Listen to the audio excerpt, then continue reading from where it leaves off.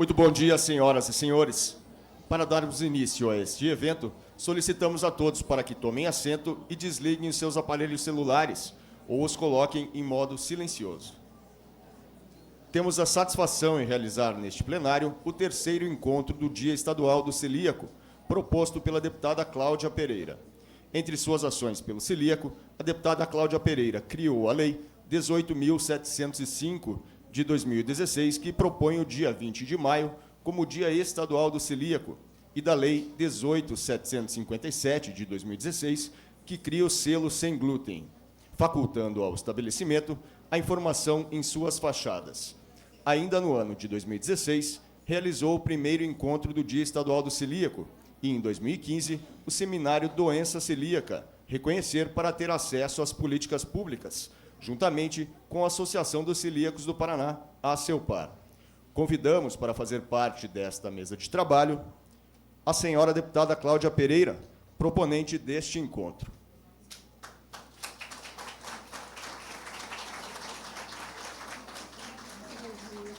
Convidamos também a senhora Solange Nascimento, presidente da Associação dos Celíacos do Brasil, a ACELPAR.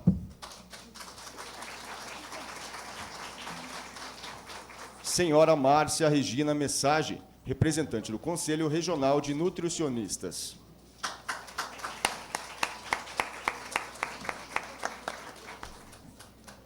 Doutora Lorete Maria da Silva Cotze, médica gastroenterologista, doutora em medicina e fellow do Colégio Americano de Gastroenterologia.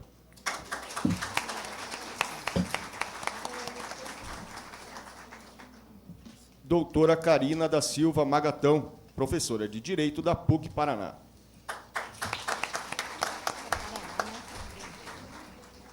Doutora Carina da Doutora Daniele de Castro Kwiatkowski, médica gastroenterologista.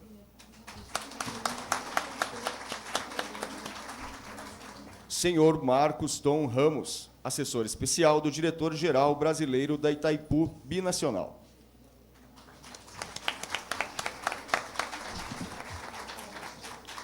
Senhorita Sofia Sendofante Cesarino, presidente da Associação dos Celíacos Kids.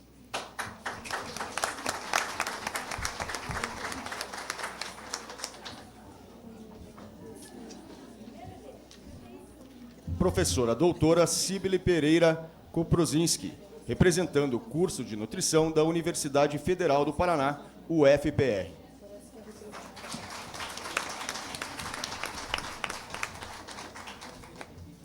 Anunciamos e agradecemos a presença do senhor Walter Xavier, diretor de Relações Institucionais da FEComércio do Paraná. E da senhora Flávia Cordeiro, coordenadora da Coordenação de Políticas da Pessoa com Deficiência da Secretaria de Estado da Família e Desenvolvimento Social, neste ato representando a secretária Fernanda Richa.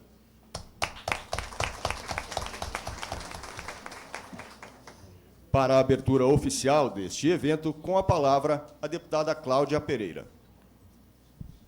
Bom dia a todos, a todas. É com muita alegria que nós estamos em mais um Dia Estadual do Celíaco, mais um encontro que, com certeza, faz com que essa caminhada, que essas pessoas que estão aqui, e aqui eu quero fazer referência a... começando lá da pequena e especial representante da ACELPAR Kids. É isso? Cumprimentá-la com muito carinho. Como que é o nome dela? Não está aqui no meu... Sofia. A Sofia. A Sofia, que ao olharzinho dela já nos põe a responsabilidade de fazer com que as políticas públicas e as ações verdadeiramente tenham resultado. Quando a gente olha para o rostinho da Sofia, e aqui tem uma outra criança que estava comigo, a Emanuele, que está por ali, é lá no fundinho, lá ela. Né, Manu? Quando ela diz assim que a merendinha da escola tem que estar apropriada para ela, né? Muitas vezes vai para uma festinha com os amigos de aniversário, daí a mamãe tem que fazer um lanchinho especial. E tudo isso aí, essa qualidade de vida que a gente quer para os nossos filhos e para os filhos de todas as pessoas, ela traduz na nossa responsabilidade fazer cada um a nossa parte. Então, com esse início, eu quero cumprimentar a todos aqui que estão e as pessoas que estão participando, estudantes, profissionais da área da saúde, da área do direito, e assim cumprimentar a todos e agradecer a presença de cada um. Agradecer a Solange Nascimento, que é a presidente da Associação dos Celíacos do Estado do Paraná, a CELPAR, que é uma parceira que tem nos ajudado, nos direcionado, fazendo com que as nossas ações aqui na Assembleia Legislativa elas realmente tenham um rumo certo, que elas possam atingir o objetivo, que é o objetivo que a CELPAR trabalha já há tantos anos. Agradecer a presença também da Márcia Regina, que é representante do Conselho Regional de Nutricionistas, e assim eu quero, em nome da Márcia, cumprimentar todas as nutricionistas presentes, agradecer a Ana Cristina, que é assessora, e assim estender os cumprimentos de toda a minha equipe. A Ana é uma nutricionista que tem me ajudado bastante para que a gente possa traduzir a linguagem de vocês, nutricionistas, em resultado de lei. Então, cumprimentar a senhora Márcia, também a doutora Lorete, que é uma médica que ela vai muito além do trabalho dela, e é por isso que ela faz jus a tantos reconhecimentos. A doutora Lorete tem um trabalho fundamental, e vocês conhece a trajetória dela, ela vai falar um pouquinho aqui, e sempre esteve presente em todos os encontros e todas as nossas ações. A doutora Lorete dando um pouquinho da sua experiência e enaltecendo e fazendo com que as nossas ações tenham um resultado mais efetivo. A doutora Karina, professora de Direito da PUC, muito obrigada, colega, eu sou advogada também, e eu fiquei muito feliz de a gente poder receber aqui pessoas também que tenham a visão focada no direito, porque o direito, a gente sempre diz que o direito, né, não socorre aos que dormem. Ninguém está dormindo aqui. Todo mundo levantou cedo e veio para saber dos seus direitos. E nós vamos ter certeza que nós vamos ter uma fala muito importante da doutora. Muito obrigada. A doutora Daniele também, médico gastroenterologista, que também nos vai trazer muito conhecimento, vai fazer uma palestra, vai fazer uma fala que vai nos agregar bastante. O senhor Marcos, que hoje recebemos aqui representando a Itaipu Binacional, que hoje se faz presente. A Itaipu ela tem ações muito importantes no lado social também. Eu sou da região oeste, lá nós temos os municípios lindeiros, que, com a história da Itaipu, das águas que tomaram as terras naquela região, e se tornou uma responsabilidade social muito grande da Itaipu de fazer um trabalho focado também nessas áreas. Tem atuação em várias áreas, a Itaipu Binacional. Muito obrigado, a gente agradece a presença. A Sofia, que nós já falamos ali, e ela vai dar uma falinha inicial aqui, ela vai cumprimentar a todos. E a professora, a doutora Cibele, falei certinho? Já conversamos um pouquinho ali na frente e percebi o quanto ela pode contribuir. Hoje ela não está como palestrante, mas tem muito conhecimento ali. Nós vamos abrir uma breve saudação para ela também, e a gente gostaria que pudesse nos dar um gostinho também do teu conhecimento para todos nós. Enfim, saudar a todos que estão aqui, saudar e agradecer a participação de todas as empresas e os colaboradores e as pessoas que trouxeram para mostrar que é possível ter alimentos saudáveis e saborosos, né, parceiros, produtos que às vezes as pessoas acham que o celíaco ele é só restrição alimentar, mas ela também precisa ter um cuidado com cosméticos, né, com alimentos que às vezes a gente acha que não tem glúten, e tem glúten. Muitas vezes já ouvi aqui, por conhecer um pouquinho da história dessas pessoas, às vezes até roupa, pode ser que tenha alguma coisa aí numa fibra que pode causar alguma coisa. Então, vai muito além do que a gente pode imaginar. Mas eu já falei bastante. O que eu preciso dizer aqui é que eu estou muito feliz da presença de cada um de vocês, agradecer a presença de cada um dos representantes que estão aqui, dos alunos, dos celíacos, dos não celíacos, dos interessados, porque essa informação que cada um vai levar no seu dia a dia vai transformar, com certeza, a vida de muitas pessoas. Que Deus abençoe esse encontro, que nós possamos ter outros encontros nos próximos anos.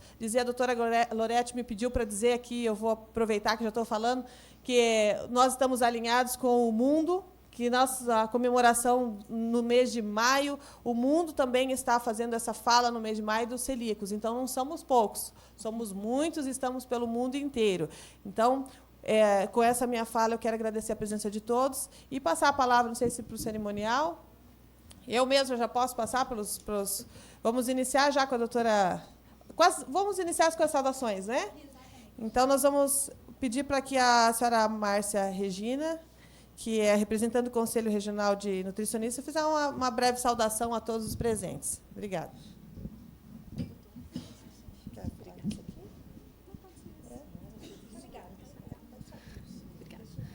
Bom dia a todas e todos. É uma satisfação imensa, mais uma vez, representar o Conselho Regional de Nutricionistas nesse evento. É o terceiro ano que eu represento o Conselho e há 6 anos fazendo parte como conselheira na gestão, que encerramos em outubro próximo, né? Teremos eleições no nosso regional. E parabenizar a deputada Cláudia pela iniciativa há 3 anos para criar o Dia Estadual do Celíaco e parabenizar a presença de todos e a doutora Cláudia pela iniciativa e empenho, né, junto com a associação, que tantos esses pacientes precisam do apoio e continuidade desse acompanhamento, né? E agradecer o convite dessa representação e parabenizá-la e pela composição da banca também. Agora nós vamos passar a palavra, então, para uma breve saudação ao senhor Marcos, representando a Itaipu Binacional. Um bom dia a todos. Em nome do Marcos Vitório Stan, diretor-geral brasileiro da Itaipu Binacional, eu saúdo a deputada Cláudia Pereira pela iniciativa e quero dizer que a Itaipu, como uma empresa, a maior empresa geradora de energia do mundo, não se preocupa apenas em produzir energia, mas se preocupa mais que isso com o ser humano. E tem, como a deputada já bem disse, tem muitas iniciativas voltadas à valorização do ser humano e ao desenvolvimento do meio ambiente, à proteção do meio ambiente e à proteção da vida e da saúde. Quero saudar a todos, desejar um feliz simpósio, né, para vocês, a todos, e dar os parabéns mais uma vez a todos os presentes. Obrigado. Obrigada. Agora nós vamos passar a palavra à doutora Cibele, para fazer uma breve saudação. Muito bom dia a todos. Eu agradeço à deputada Cláudia, deixo meus cumprimentos a todos os componentes da mesa, a todas as pessoas que estão aqui, os participantes. E, para mim, é uma grande satisfação representar a Universidade Federal do Paraná, o curso de nutrição da universidade, que, além da preocupação técnica que nós temos com a formação dos nossos acadêmicos, também fazer com que eles busquem a reflexão, participar de momentos como esse, buscando sempre estarem atentos às políticas públicas na área de saúde. Então, é uma grande satisfação, agradeço muito esse momento e a universidade se colocar à disposição, porque nós, além de sermos uma instituição onde o nosso objetivo é a ciência, a extensão, a pesquisa, é nos aproximarmos da comunidade e fazer com que esse conhecimento que é ali dado aos nossos acadêmicos, pelos professores, pelas pessoas que compõem o corpo docente da instituição, fazer com que esse conhecimento saia dos muros da universidade e possam todas as pessoas terem acesso a ele. Então, lhe agradeço muito, deputada Cláudia, parabenizo realmente essa iniciativa e saúdo a todos e também pela presença de todos, eu acho que demonstra a importância de discutirmos essa questão, a doença celíaca. Parabéns e muito obrigada. Obrigada, doutora. Bom, agora nós vamos passar a palavra para a representante da Associação dos Celíacos Kids, a senhorita Sofia Sendofante Cesarino.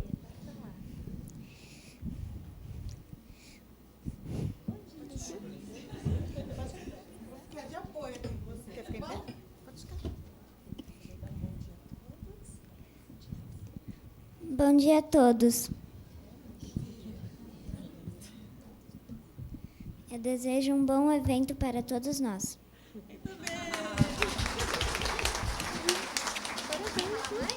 Quer falar mais alguma coisa? Não?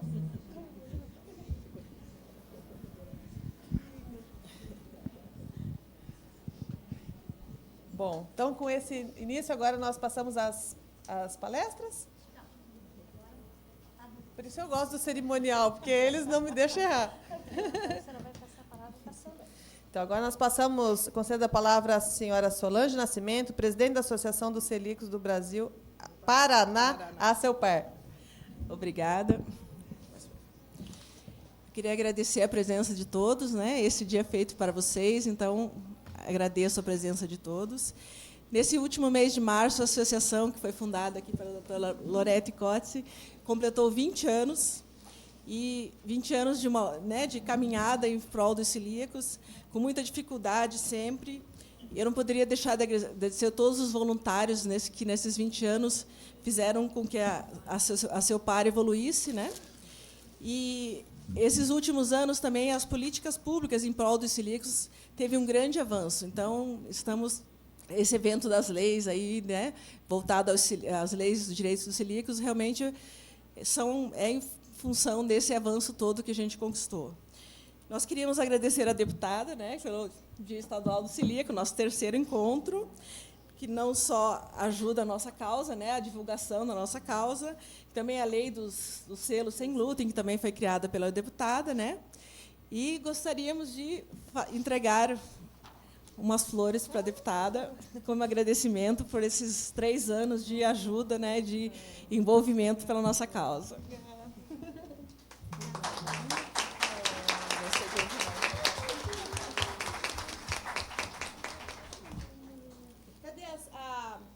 Vem aqui, por favor, quebrando já os protocolos. Vamos chamar a Manu? Manu, vem aqui junto. E a Mariana? Cadê a Mariana? Isso, vamos ali na frente. Aproveitar que nós estamos quebrando. Aproveitar que nós estamos.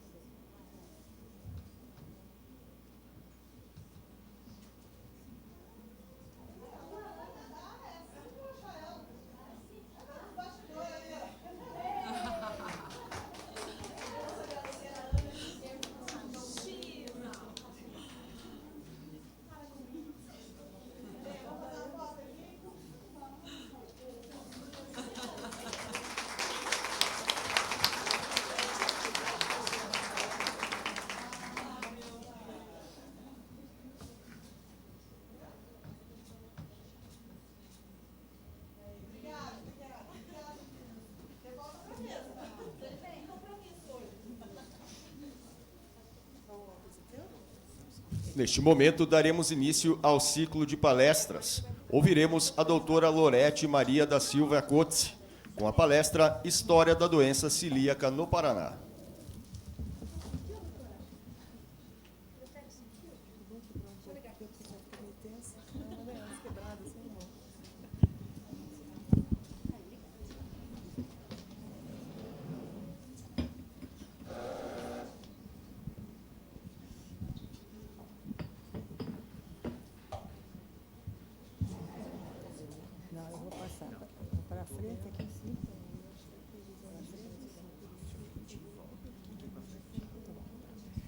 Bom dia a todos.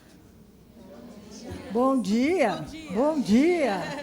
Ainda não estou surda, podem falar alto. Né? Bem, é com imensa satisfação que eu estou aqui de novo, né, para participar desse terceiro encontro. E, como eu sou muito bairrista, curitibana, nascida aqui na Água Verde, eu quero dizer para vocês que, realmente, novamente, o Paraná está saindo na frente. Porque, dentre as federadas que nós temos e depois as estaduais, nenhuma tem o Dia do Celíaco e a representatividade que nós temos aqui no Paraná. Então, eu presto mais uma vez a minha homenagem à deputada Cláudia e a Solange, que, em dupla sertaneja, não é? Estão realmente pondo o Paraná na vanguarda das associações de celíacos. E eu vou começar a falar para vocês um pouquinho, para quem ainda não sabe o que é a doença celíaca, algumas coisinhas rápidas, depois a doutora Daniele vai continuar. E aí eu vou contar um pouquinho da história para vocês, porque eu represento o passado da doença celíaca aqui no Paraná, né? Então, eu vou passar rapidinho algumas coisas para vocês. Bom, todo mundo sabe, então, os que estão acostumados, que doença celíaca é uma afecção autoimune multissistêmica. Portanto, ela pode dar qualquer tipo de sintomatologia.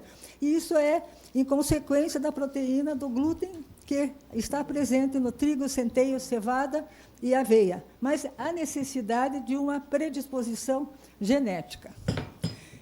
Eu escrevi, nesse boletim aqui, que vocês pegam ali, a história da doença celíaca no mundo.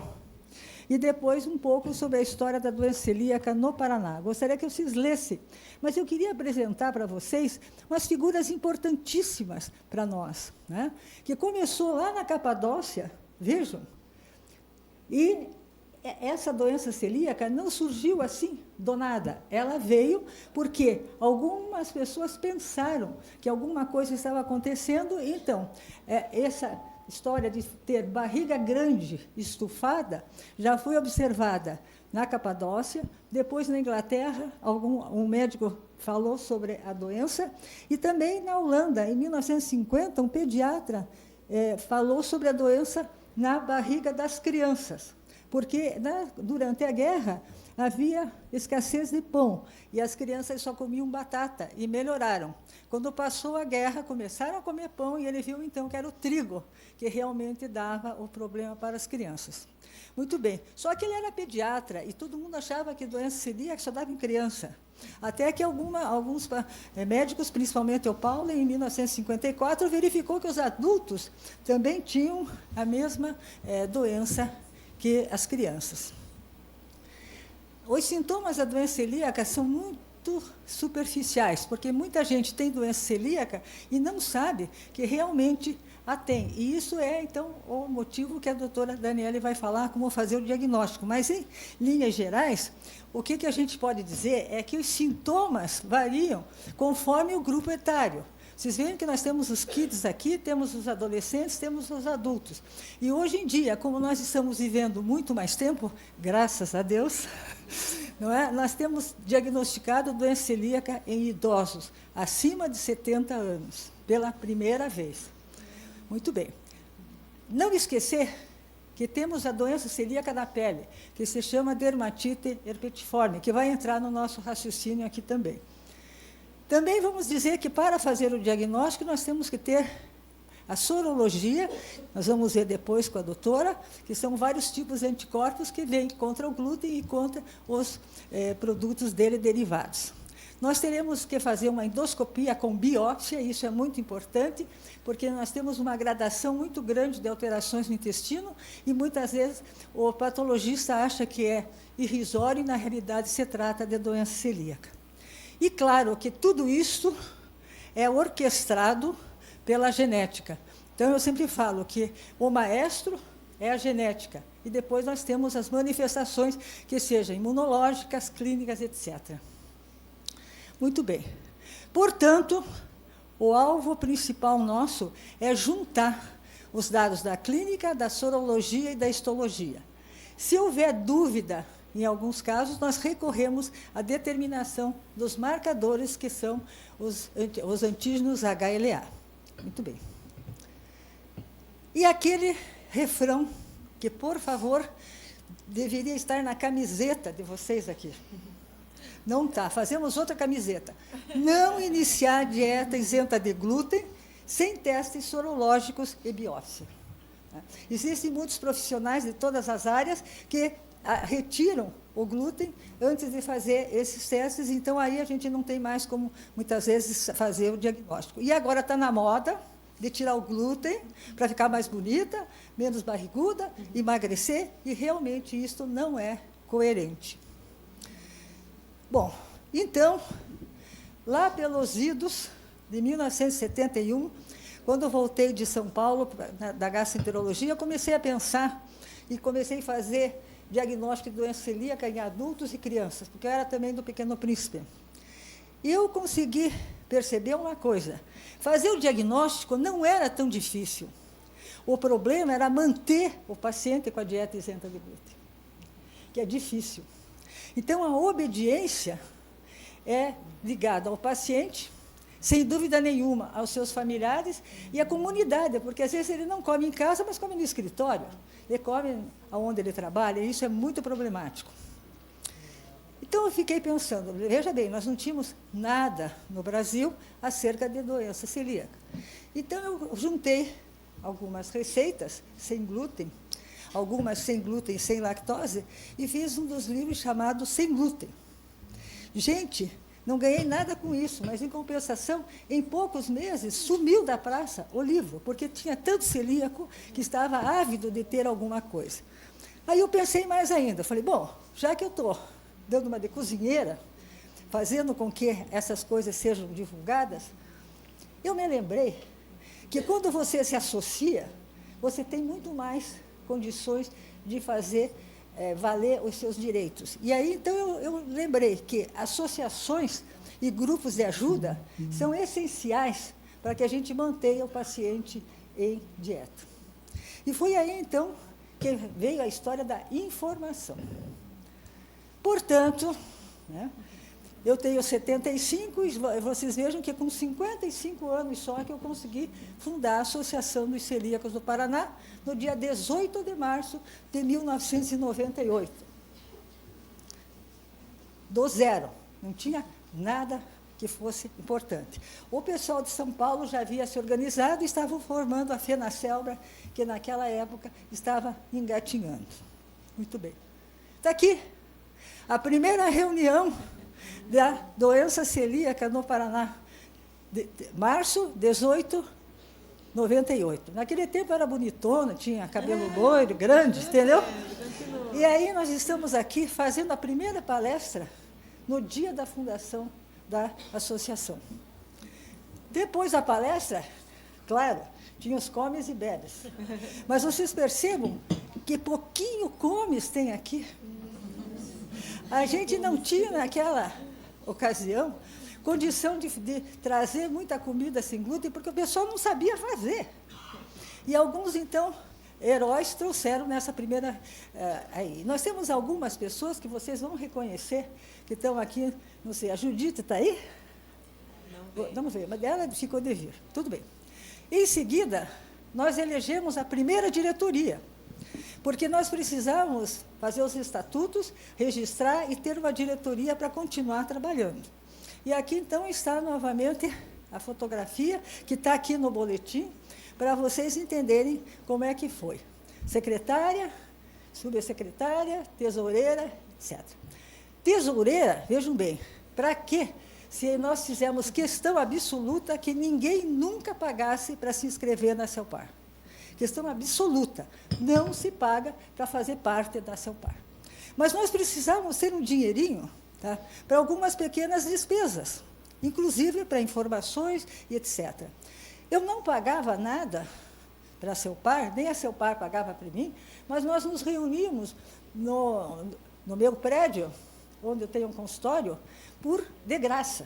E ficamos lá por muito tempo. Mas, na hora que entrou um outro síndico, resolveu cobrar, e nós tínhamos que sair. Mas, durante muitos anos, eu pagava só a limpeza do meu bolso, mas a associação se reunia lá. Tá. O que essa diretoria fez? Essa diretoria fez reuniões chamadas de acolhimento. Isto é o mais importante. Depois, uma confraternização, uma farrinha, tudo bem. Mas o acolhimento, quer dizer, você recebe o diagnóstico de doença celíaca e fica no ar. Então, quando você consegue fazer um grupo em que você seja acolhido, troque ideias, é sensacional. E aí nós temos o orgulho de dizer que, além de sair na frente do Paraná, você vê que sou bairrista, nós temos, é a única que tem 20 anos de atuação ininterruptas. Nós só interrompemos nas férias, né, e algumas coisas catastróficas que, graças a Deus, no Paraná são mais raras. Mas nós estamos aqui há 20 anos firmes. Tá? Muito bem. Aqui, uma saudação a alguns membros pioneiros. Salete, levanta. Parabéns para a Salete. Evangeline, a Evangeline aqui, ó, 20 anos juntas. Certo? O Gilson não está, que eu não vi, e outras pessoas não estão. Mas tudo bem, nós continuamos aqui firmes. Fizemos festas juninas. Por quê? Porque na festa junina nós podemos fazer muita coisa sem glúten. Certo? Isso é muito bom. E reparem que aqui, pela primeira vez na foto, começam a aparecer crianças. Os pais começaram a trazer as crianças e começaram a vir as crianças da pediatria dos hospitais. Então, nós começamos kids aqui. Certo? Também fizemos algumas churrascadas. Só que, vejam bem, antes de comer o churrasco, tinha palestra, tinha confraternização, mas sempre tinha informação. Fizemos também bingo. Por quê? Porque não tinha dinheiro, ninguém pagava a inscrição. Então, o que eu fazia? Eu, como sou alérgica a perfume, e ganhava bastante, agora está difícil, mas ganhava bastante perfume dos pacientes, levava os perfumes e a gente fazia um bingo. Ganhava um Chanel por R$2, certo? Porque a gente precisava de alguma coisa. Então, uma das fontes era o bingo. A gente fazia questão de não pegar dinheiro da indústria alimentícia para não ficar vinculada com isso aqui. Naquela época, não tinha nenhum político que dava dinheiro. Fizemos algumas festas mais animadas, certo? Fizemos também, e aqui nós estamos sempre com a nossa turminha, a Judite, a Evangeline, a Salete. Nós fizemos festa de Natal, isso é muito importante, o congraçamento na época do Natal. Veja, nós não tínhamos nada, aí já começou a melhorar. Reparem os empadões, reparem a comida que estava aqui. E a professora Eda, certo? Professora Eda, desculpe, que está aqui no canto, ela foi dar uma palestra que ela é gastroenterologista, que foi a minha residente, que ficou comigo durante todo esse tempo e ainda está comigo até hoje. Porque depois da palestra sempre tinha uma comidinha. Bom, confraternização. Aí, para vocês entenderem, festa caipira, reunião na casa de alguns celíacos, né? Temos aqui a Salete, temos aqui a Evangeline, temos aqui todo mundo junto, né? Sua mãezinha, né? Que ajudou bastante. Então, são coisas que nos tocam, porque são 20 anos de convivência. Mas a CELPAR também participava de alguns congressos e eventos. Estou falando isso no passado ainda. Nós tivemos um encontro dos celíacos e o pessoal foi representado. Em seguida, a CELPAR organizou o 2º Congresso Nacional de Celíacos. Novamente, Paraná na frente. Né? E aqui está a comissão organizadora, da qual vocês reconhecem de novo. Evangelina, Salete e algumas outras pessoas. Muito bem. Mas, tudo isso sem gastar dinheiro nenhum. A gente vivia dessas doações aí. Também foi convocada a CELPAR para um congresso que houve na Argentina, em Mar del Plata, naquela época. E, como a gente não tinha dinheiro, tinha que ver quem é que poderia ir gastando dinheiro do seu próprio bolso. Salete, certo? A Salete foi representar, né, Salete, a CELPAR na Argentina. Fez um bonito, porque ela mostrou tudo que a nossa associação fazia. Mas tudo isso precisava de divulgação e precisava de informação. Então, nós conseguimos, pela gentileza do senhor Cláudio Loureiro Santos, que foi convidado, ele está aqui. Ele é muito, como é que eu posso dizer? Ele não gosta de aparecer. Então, o que acontece? Recentemente, é que ele consentiu que nós colocássemos nos boletins a Edis Publicidade. E ele faz esse boletim para nós, há 10 anos, sem ônus nenhum para a CELPAR. E se vocês olharem, esse boletim, esse é um deles, mas sempre tem uma receita, sempre tem uma fotografia de algum evento, e ele é tipo do exemplo de um empresário que entendeu que pode ajudar os outros, sem desconto no imposto de renda. Que é fundamental, quer dizer, é uma coisa muito importante. Mas, rapidamente, a ACELPAR fez algumas parcerias com coisas científicas, porque é uma instituição importante. E o nosso lema foi, continua e sempre será, da bancada do laboratório para a prática clínica e da prática clínica para a comunidade.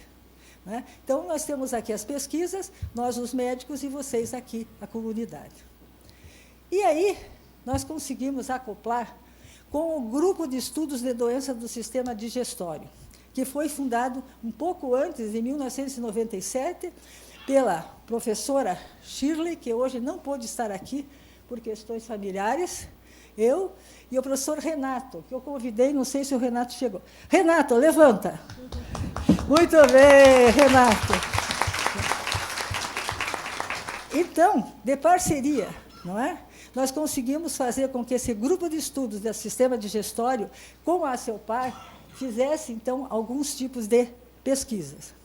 Então, nós fizemos algumas pesquisas de autoanticorpos de graça, ninguém pagando nada, para os pacientes e para os seus familiares. E nós tivemos, então, aqui a satisfação de mostrar para vocês como é que era.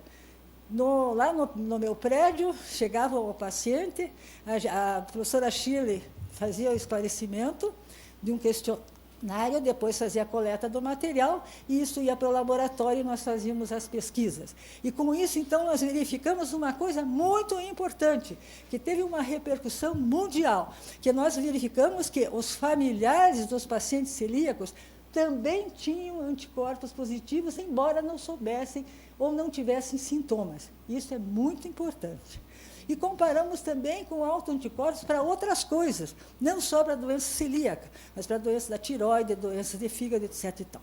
Muito bem. Esta realmente é uma contribuição importante.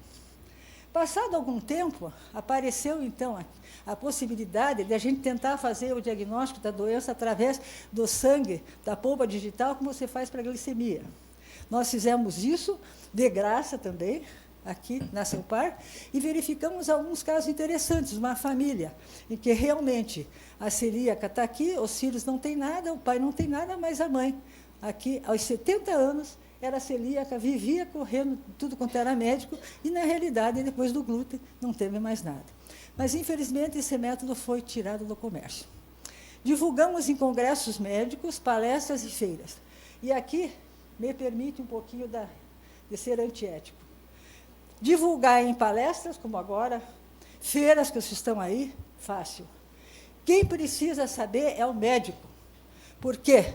Porque os pacientes ficam de consultório em consultório, com várias queixas. Muitas vezes as queixas não são do aparelho digestivo, são de outras esferas, e o que acaba acontecendo não faz o diagnóstico, e os pacientes ficam rolando para lá e para cá. Certo? Então, a gente tem trabalhado muito nos congressos, e, felizmente, recentemente, a gente tem sempre uma voz para falar. Outro trabalho interessante foi a gente falar com especialidades que estão do nosso lado. E aqui está o professor Renato, que fez um trabalho lindo em relação à síndrome de Down. Então, de agora em diante, os pacientes com síndrome de Down também são triados para a doença celíaca. Outro trabalho foi feito com o pessoal da ortopedia, com o pessoal da reumatologia e, principalmente, com a endocrinologia dos pacientes que têm osteopenia e osteoporose precoce, para fazer o diagnóstico. Tá? Fizemos também muitas orientações da parte de gineco e obstétrica. Seguimos muito isso através da ACELPAR com informações nos boletins. Né? Fizemos também a parte do diabetes tipo 1, que então agora fica assim, o paciente tem diagnóstico de diabetes tipo 1, tria para doença celíaca. Tem doença celíaca, começa a apresentar algumas alterações, tria para diabetes. Né? E, sem dúvida nenhuma, uma contribuição boa foi da tireoide. né? Que o paciente celíaco, geralmente são mulheres 3:1, apresentam, a partir de uma certa idade, alterações de tireoide. E nós tivemos 3 pacientes que, na rotina da investigação de doença celíaca, percebemos nódulo de tireoide que, biopsiado, era maligno. E elas, então, fizeram a tireoidectomia. Então, agora, sem glúten, feliz da vida. Outros grupos que nós fizemos de pesquisa são palestras, trabalhos, principalmente do aspecto psicológico. Vocês já viram nos outros congressos aqui que nós tivemos a psicóloga, uma pessoa de ajuda na hora do tratamento. Qualidade de vida. O Dr. Renato fez um trabalho muito bonito em relação à qualidade de vida, mostrando que realmente precisa melhorar cada vez mais a qualidade de vida. E a avaliação genética está sendo feita ainda, e nós temos comunidades que vocês nem imaginam que pode dar um nível alto de doença celíaca. E parceria com alguns estabelecimentos para o preparo, porque você sabe que chega sábado e domingo, você já não quer mais cozinhar, você quer sair para um restaurante, vai aonde? Né? Então, a gente tem escolha de restaurantes que você tem confiança de que não vai haver contaminação cruzada. Enfim, a velha aqui mostrou o passado, certo? Que começamos do zero, mas com todo esse grupo que persistiu até hoje, nós estamos realmente conseguindo alguma coisa. O presente está aqui personificado pela nossa atual presidente, a Solange, e pela deputada, que conseguiram bastante coisa. Então, aqui no boletim está o presente. Agora, o futuro, não sei. Tá? As pesquisas continuam. Então, talvez a gente possa trazer, espero estar aqui, nos próximos dias do celíaco, alguma novidade sobre vacina, sobre enzima, sobre outra coisa. Por enquanto, não. Atualmente, continua a dieta isenta de glúten como o único tratamento disponível. Tá? E agora, uma coisa bem pessoal, quero falar. Como é que é o celíaco agora? É o celíaco moderno, certo? É o celíaco que está lá esportista, que está lá com os seus aparelhos eletrônicos, tem aí os seus iPhone, e com isso ele pode ter todas as informações possíveis, e isso é muito importante. Tá? E agradeço por esses 20 anos de confiança no trabalho da CELPAR. Obrigada.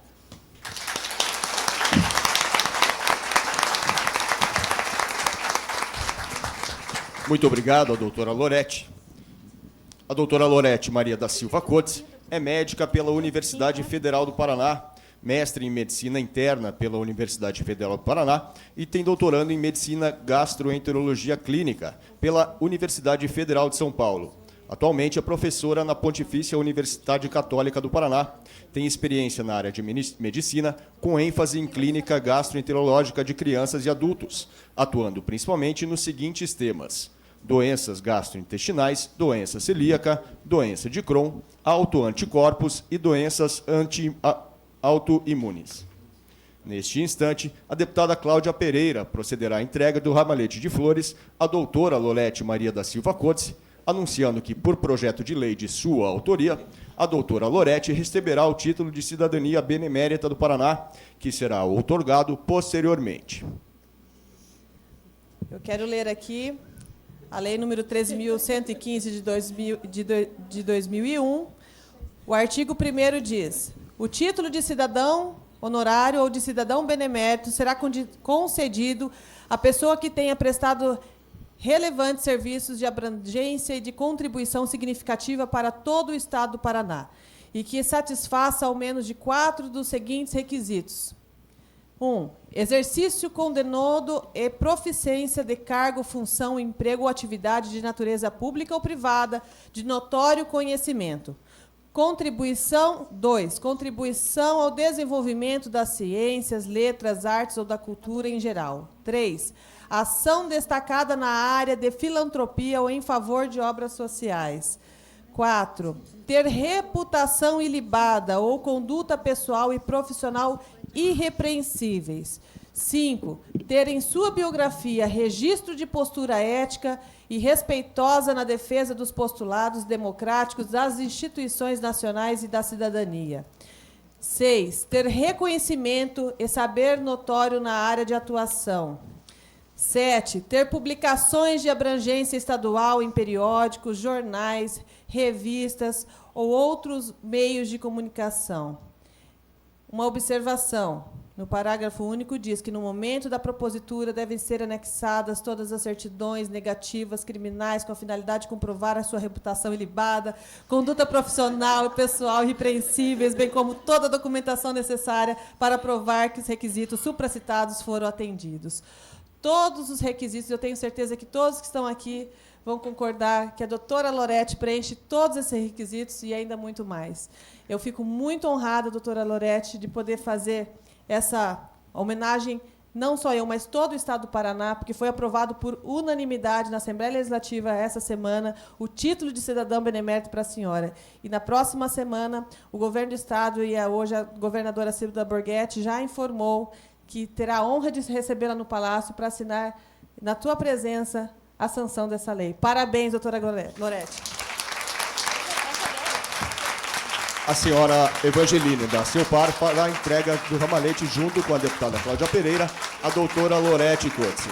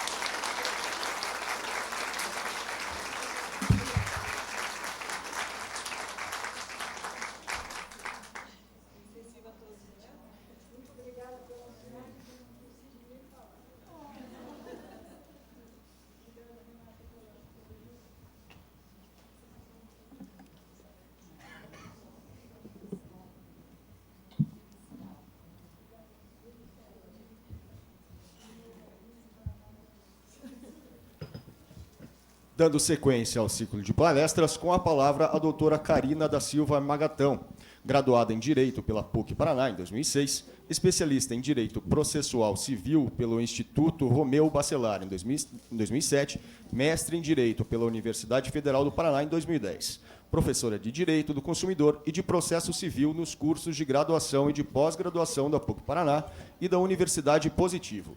Membro integrante do Instituto Brasileiro de Direito Processual, integrante do Grupo de Pesquisa de Direito do Consumo e Sociedade Tecnológica do PPGD da PUC Paraná, também advogada, com a palestra Direitos dos Celíacos. Muito bom dia a todos. Eu gostaria de cumprimentar todos os presentes, cumprimentar as autoridades na pessoa da deputada, aqui, parabenizá-la pela iniciativa, cumprimentar a seu par, na pessoa também da sua presidente, pelo trabalho lindo que tem feito, no nosso Estado. Enfim, dizer bom dia a todo mundo e falar um pouquinho a respeito dos direitos do celíaco hoje. Me incumbiram de falar de direitos, para que vocês conheçam a respeito disso, os canais de comunicação, de acesso, para que vocês possam fazer valer os seus direitos. Então, espero que eu desempenhe bem aí essa tarefa. A nossa Constituição de 88, ela assegura para todos nós, celíacos ou não, o direito fundamental à vida e à saúde. Então, todos nós somos titulares desse direito que é tão importante. Não bastasse isso, o Código de Defesa do Consumidor ele diz o seguinte, que também é direito básico de todo e qualquer consumidor, a vida, a saúde e segurança. E aí, uma das preocupações que hoje orientam aí todo o trabalho dos profissionais do direito em relação ao direito do consumidor é a segurança alimentar. né? Porque a segurança alimentar está atrelada ao direito à saúde, muitas vezes ao direito à vida, né? Diretamente falando, e também ao direito à informação.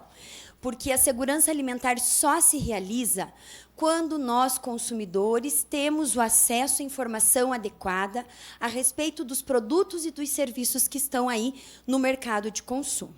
Pois bem, quando a gente pensa na doença celíaca, nós pensamos em sujeitos consumidores que são vulneráveis muito mais do que todo e qualquer consumidor no mercado. Aliás, o que justifica a existência da proteção do consumidor é o fato de nós sermos vulneráveis frente ao fornecedor. E isso é natural. E foi por isso que a preocupação com o consumidor já existiu e existe desde muito tempo. E o fato de termos alguns consumidores que têm uma fragilidade ainda maior em relação aos demais faz com que esses sujeitos sejam considerados hipervulneráveis. E exatamente por isso a proteção desses consumidores deve ser ainda maior. Então, por isso surge ao Estado o dever de olhar para esses vulneráveis e para esses hipervulneráveis e viabilizar a proteção desses sujeitos, através da implementação de políticas públicas, através da produção legislativa, dando acesso a esses sujeitos ao Poder Judiciário e a outras entidades do poder público que possam auxiliar essas pessoas. Isso tudo, então, fez com que algumas legislações fossem criadas a nível federal e estadual. Qual é a nossa realidade hoje, em termos de Paraná? Primeiramente, nós temos legislação, e essa, na verdade, é federal, que fala sobre rotulagem. Os produtos que são colocados no mercado, os industrializados, eles precisam ter a rotulagem adequada para informar o consumidor de forma adequada a respeito da presença de glúten nos produtos, né? E esta informação tem que ser clara, tem que ser, né, visível, não pode ser aquilo muito pequenininho. Então, nós podemos reclamar em relação a isso, quando isso não for atendido, né? Além disso, também há a legislação federal que fala sobre alimentos para as crianças nas escolas. As crianças nas escolas precisam receber um cardápio adequado, né, dependendo das suas necessidades alimentares específicas, especialmente aquelas crianças que são celíacas, né? Nas escolas privadas, a legislação também fala de, nas cantinas, né, nas lanchonetes das escolas, ter também a informação a respeito da presença de glúten em alimentos. E nem descartamos, inclusive, a possibilidade de falar numa responsabilidade da escola, né, por orientar, por acompanhar essa criança dentro lá do ambiente privado, no que diz respeito à sua alimentação, durante o período em que está na escola, né? Além disso, e aí isso é específico aqui do Paraná, em alguns outros estados também há legislação a respeito, os estabelecimentos comerciais que tenham mais do que 3 caixas, né, os mercados, né, eles precisam ter prateleiras com espaço adequado, né, e bastante visível, com os produtos que são adequados para as pessoas que têm esta necessidade de alimentação diferenciada, né? Então, a questão do glúten, também a questão da lactose. Tá?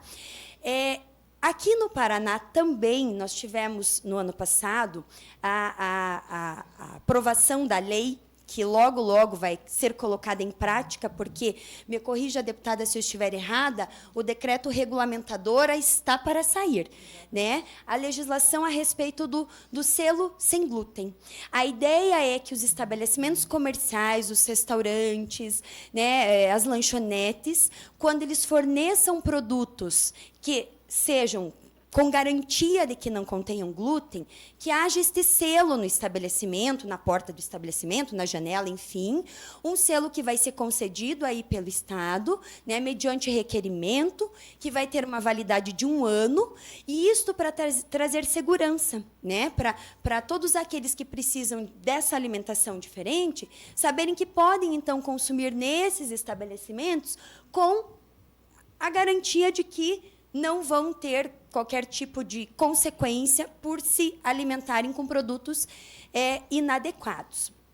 E, além de tudo isso, eu havia me esquecido, também lanchonetes, bares, restaurantes devem ter nos seus cardápios a informação a respeito de produtos com presença de glúten ou sem glúten.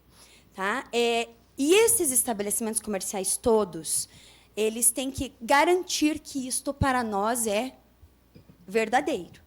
Então, nós somos protegidos da contaminação, inclusive da contaminação cruzada. Tá? Então, é muito importante, primeiro de tudo, que o celíaco conheça os direitos que tem. O exercício da cidadania, ele é condicionado ao conhecimento dos nossos direitos. Então, vocês têm que conhecer os direitos que possuem. E exatamente porque isto é o primeiro passo de tudo, é que nós pensamos na elaboração de uma cartilha com as informações a respeito dos direitos dos celíacos. Uma cartilha que foi inicialmente projetada por um grupo de pesquisa que nós temos na PUC, é um grupo de pesquisa de direito do consumidor, aí, Sociedade Tecnológica. Ele é presidido pelo professor Antônio Carlos Effin, nosso professor do programa de pós-graduação em Direito. E este grupo de pesquisa montou uma cartilha com algumas informações básicas a respeito aí desses direitos. E esta cartilha, em breve, deve chegar até vocês, aí, integrantes da ACELPAR, com este intuito básico e principal, que é o quê? Saber quais são os direitos que se possuem, para poder fazer valer esses direitos frente aos órgãos do Estado. As universidades, atualmente, elas têm tido uma preocupação com segurança alimentar. Isso não é uma questão da PUC, essa é uma preocupação que hoje se visualiza a nível de mundo. A alimentação é uma preocupação inicial, no sentido de ter alimento para todos e até que ponto vamos conseguir viabilizar isso. E a preocupação é para hoje e para as sociedades futuras. E, além da preocupação com a alimentação, a preocupação com a alimentação segura. Porque este é um problema que é mundial. É um problema mundial e, por isso, as universidades hoje têm se preocupado com a questão da segurança alimentar. Em relação à Escola de Direito, além deste grupo de pesquisa, também temos um grupo de pesquisa que é integrado por alunos da graduação. Porque este primeiro grupo de pesquisa, que já existe na nossa escola há algum tempo, ele é composto por alunos do mestrado e do doutorado. E, há um ano atrás, nós criamos um grupo de pesquisa que é composto por alunos da graduação, os alunos que estão iniciando ainda o estudo do direito. E nós temos feito trabalhos com estes alunos em relação ao mercado de consumo, e, neste ano, nós iniciamos um trabalho com eles diretamente vinculado aos celíacos. Então, nós temos alunos pesquisando direitos do celíaco, quais são as consequências para o celíaco que sofre dano diante de uma contaminação, como é que tem que ser a publicidade para os celíacos. Então, a universidade, a ideia é que ela esteja de portas abertas para atender a estas demandas todas.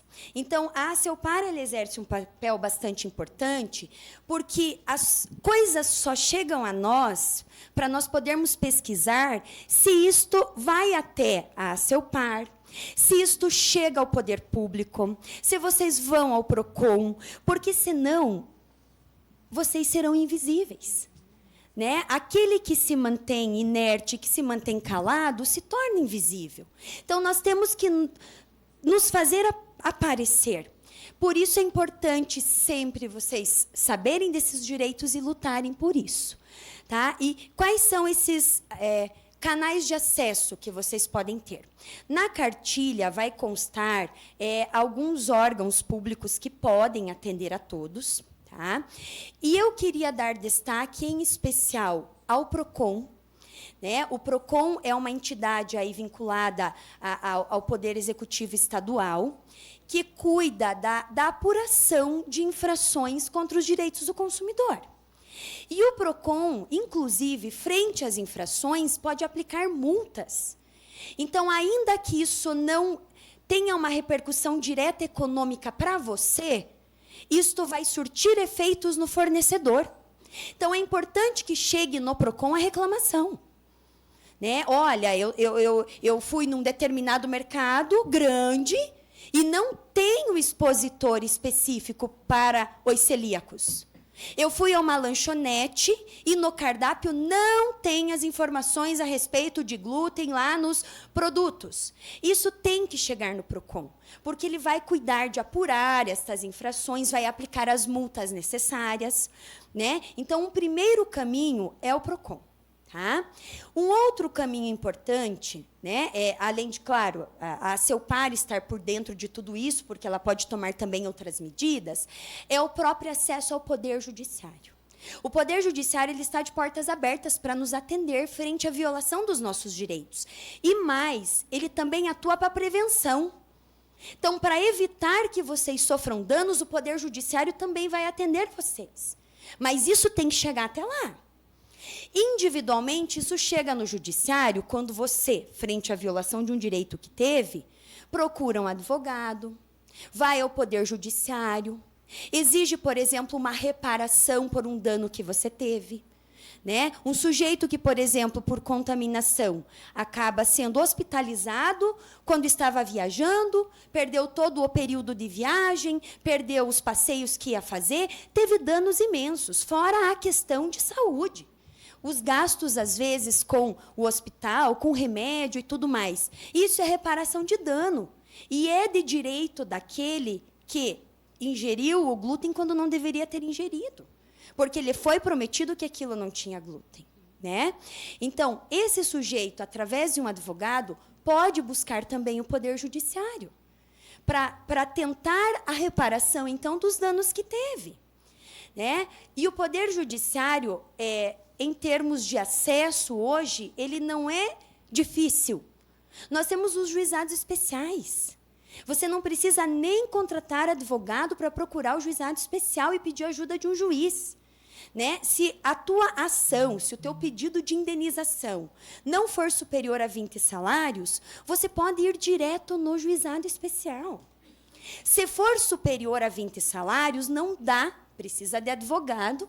Né? Então, você pode contratar um, e numa eventualidade de você não ter condições de custear aí os serviços de um profissional do direito, nós temos a Defensoria Pública para atender aos necessitados, nós temos os núcleos de prática jurídica das faculdades, que também atendem aos necessitados.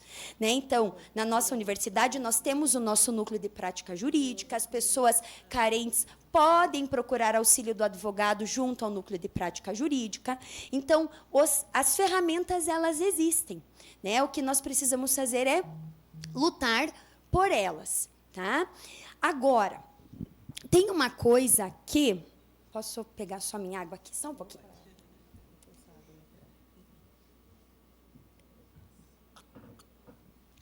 Tem uma coisa aqui, eu acho que é mais importante do que a briga de formiguinha individualmente considerada, que é dar força para a briga de gigantes. Né? Porque quando nós fazemos sozinhos as coisas, né, não tem um chamariz, não tem tanta força como quando fazemos como coletividade. E aí eu destaco, nesse aspecto, um papel também da CELPAR, enquanto associação representativa de vocês. Também destaco o papel que o Ministério Público pode desenvolver para representar os celíacos de forma coletiva. Então, é viável, sim, que a associação de vocês, ou que, frente a uma denúncia que vocês façam junto ao Ministério Público, que o Ministério Público vá ao Poder Judiciário movendo uma ação coletiva, para brigar por vocês daí coletivamente. Isso é importante, né? Porque daí aquela briga tem uma voz maior. Aí não se briga só por um, se briga por todo mundo. Então, se tem uma rede de supermercados que não respeita o teu direito, é porque ela não respeita o direito de todos vocês. Então, muito melhor do que um sujeito individualmente considerado procurar o Poder Judiciário, melhor que a associação faça isso. Ou que o Ministério Público, depois de uma denúncia, faça isso. Mas essas entidades só vão agir se vocês provocarem. Se vocês fizerem com que esses desrespeitos constantes cheguem, né, na informação da associação, cheguem para o Ministério Público, porque senão nós não vamos saber que tudo isso está acontecendo. Né? Então, o trabalho de formiguinha ele é importante, mas ele, ao final, pode levar a um trabalho coletivo muito maior. E a proteção coletiva dos direitos de vocês, ela também viabiliza a prevenção de danos. E prevenção é muito mais importante do que reparação. Porque quando se briga sozinho, muitas vezes se briga porque o teu direito foi violado e você quer uma indenização. Quando se briga coletivamente, é muito mais para prevenir que danos aconteçam do que para pedir uma indenização por danos já causados. Né? Então, uma empresa que, por exemplo, como nós temos notícia aqui no Estado, anuncia que o seu produto não contém glúten. E, na verdade, contém. Né? Contém.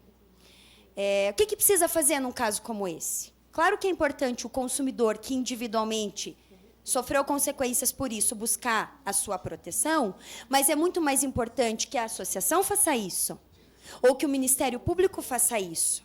Então, faz com que essa notícia chegue na associação, ou faz com que ela chegue no Ministério Público. Aí eles vão tomar providências. Nós tivemos, se eu não me engano, há 2 anos atrás, um caso no Rio Grande do Sul, de uma fabricante lá de um determinado alimento, que divulgava que o seu alimento era sem glúten, quando, na verdade, tinha glúten. E aí foi feita toda uma investigação, se constatou isso, e aí o Ministério Público chamou essa empresa. Firmou um termo de ajustamento de conduta para que a empresa entrasse nos eixos, e se o termo fosse descumprido, essa empresa pagaria, enfim, uma multa, e isso poderia ter consequências, inclusive levar um cancelamento de inscrição estadual da empresa e assim por diante. Só que só vai se tomar providências se soubermos que isso está acontecendo. Porque, por vezes, o Ministério Público está lá, representado pelos seus promotores num gabinete, sem saber que isso está acontecendo. Então, é importante que vocês tenham voz. A voz individual de cada um é importante, mas a voz coletiva mais ainda. Né? Então, saibam dos direitos que têm, briguem por eles, né? E façam com que isso chegue até as autoridades, para que nós possamos, enfim, tomar providências, né? E fazermos com que aquilo que lhe é garantido por lei, que lhe é garantido pela Constituição, seja, de fato, uma realidade. Né? E uma outra questão importante. Outro direito que também é de vocês, e de qualquer um, é o direito à igualdade. O direito à igualdade também é direito fundamental, de todos. Está lá também no Código de Defesa do Consumidor, como um direito básico do consumidor. E o que é igualdade? É viabilizar tratamento diferenciado quando for necessário, sim. Para que o sujeito que está com desigualdade pela sua vulnerabilidade, ele se iguale aos demais. Então, não tem que ter vergonha. Não tem que achar que é um problema para a sociedade. Você tem que se sentir um sujeito que é titular de direitos e que quer igualdade frente aos demais. Por que a gente tem que ser excluído socialmente, ou se sentir excluído? Porque quem tem restrição alimentar sofre exclusão social, sim. Sofre, essa é uma realidade nossa. Né? Confraternização, socialização, tudo gira em torno de alimento. Confraternização da empresa no final do ano, ou confraternização no final do dia com o pessoal do trabalho, o aniversário da prima, o casamento da irmã, tudo tem alimento. E, por vezes, a gente se sente excluído. E não tem que ser assim. Nós temos que fazer com que as pessoas entendam que nós somos iguais aos demais e merecemos também esse tratamento diferente para que consigamos usufruir do mesmo lazer, da mesma alegria, possamos ter saúde como os demais. Esse é um direito nosso. Por que celíaco não pode ter alimento especial dentro de aeroportos? Quem é celíaco hoje, quando vai viajar, tem que levar comida de casa. Porque nos aeroportos, a hora que você entra no portão de embarque, que você não pode mais sair de lá de dentro, porque senão você perde o negócio do voo, né? Lá dentro não tem comida para você. E aí atrasa o voo e você fica lá morrendo de fome. Dentro dos hospitais, não tem comida para celíaco.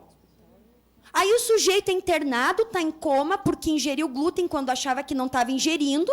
E daí chegam depois, quando ele melhora para dar alimentação para o sujeito, tem glúten. Então, nesse aspecto, as coisas ainda são falhas.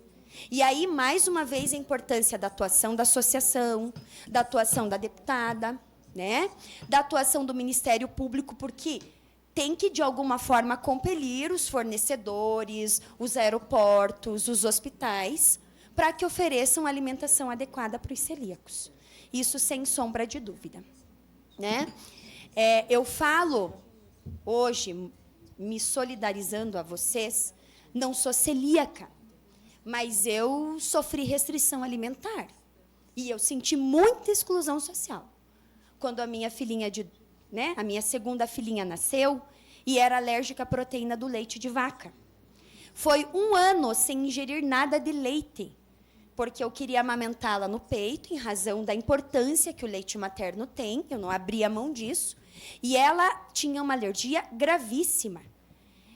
Não era a alergia que podia matá-la, mas era o vômito a jato que causava, que fazia ela se afogar e que podia matá-la. E ela é uma sobrevivente, porque eu fui guerreira e eu vigiei ela 24 horas por dia até o seu 1º ano de vida, porque ela se afogava constantemente. E eu fiz a dieta como eu consegui, era muito difícil de fazer, a contaminação cruzada acontecia de forma permanente, eu não conseguia evitar, chegou ao ponto de eu pensar em deixá-la sem o peito, colocá-la apenas lá no complemento alimentar, porque não tinha mais o que fazer. Então, ela é uma sobrevivente, eu sou uma sobrevivente, e eu entendo muito bem o que é fazer dieta, né? O que é sentir restrição e o que é se sentir excluído. Porque não tem um alimento para você numa festa, não tem um alimento para você dentro de um aeroporto, né? E você tem fome, e você tem desejos. E daí o pior é o fornecedor que te anuncia que aquele alimento é seguro para você e também não respeita o que tinha que respeitar. Tá? Então, vocês têm que se fazer ver, ouvir, né? Vocês têm que falar, vocês têm que reclamar e vocês levem as suas demandas para a CELPAR, né? Porque ela tem um papel muito importante aí frente à briga pelos direitos que vocês possuem. Tá? Muito obrigada.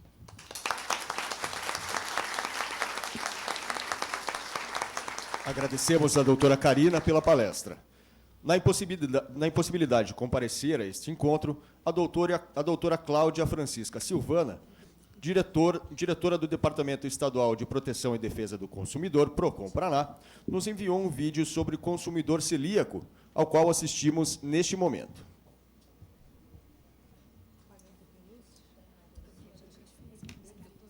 Olá, pessoal. Meu nome é Cláudia Silvano, sou diretora do PROCON Paraná. Eu recebi esse convite, que me deixou muito, muito feliz. Eu lamento não poder estar aí pessoalmente com vocês, mas eu estou aqui para...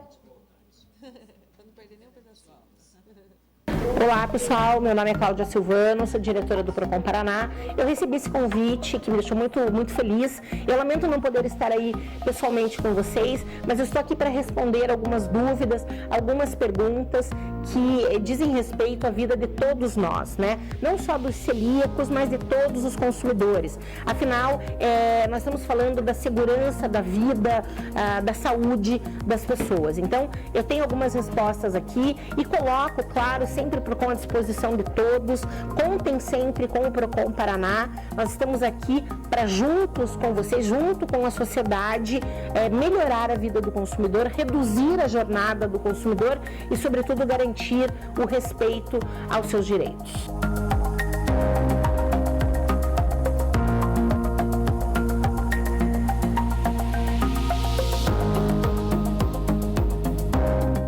Bom, sempre que um pai, enfim, um consumidor faz um contrato com uma escola, há direitos e deveres que devem constar nesse contrato. Se há a previsão de alimentação, é evidente que essa alimentação, e eu estou falando para todos os alunos, está incluída nos custos, né, da mensalidade que o pai vai pagar. Se há alguma condição especial a ser atendida, isso tem que ser tratado no momento da contratação. Essa condição especial tem que ser explicada à escola, né? E a escola deve providenciar, sim, o atendimento desse aluno. É claro que providenciar um atendimento para um aluno que tem uma condição específica não quer dizer, embora a escola tenha essa obrigação, não quer dizer que não haja a possibilidade aí da cobrança de um custo adicional, mas isso tem que ser tratado e informado no momento da contratação. Então, é importante que os pais coloquem, né, caso o filho tenha eventualmente uma condição específica a ser atendida, que essa condição seja explicitada no momento da contratação, para que haja o ajuste dentro daquele contrato e essa criança possa ser atendida como qualquer outra criança dentro da escola.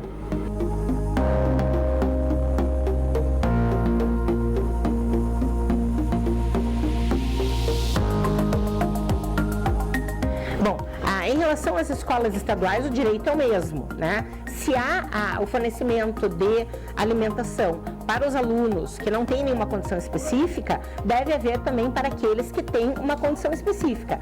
Da mesma forma, os pais devem, no período do início letivo, assim que é realizada a matrícula, conversar com a direção da escola e, se há o fornecimento, ajustar como é que isso vai ser, enfim, equacionado para que esse aluno que tem essa condição específica também seja atendido.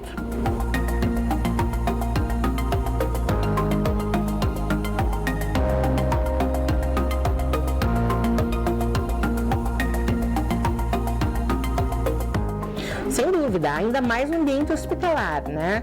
No ambiente hospitalar, esses cuidados devem ser redobrados, porque se trata de uma situação aí em que o consumidor, enfim, em que o paciente, melhor dizendo, está em tratamento, em recuperação, portanto, a alimentação deve ser adequada àquela alimentação. Seria a lógica, por exemplo, de uma pessoa que não pode comer ou não pode ingerir alimentos que tenham sal em razão de uma patologia qualquer.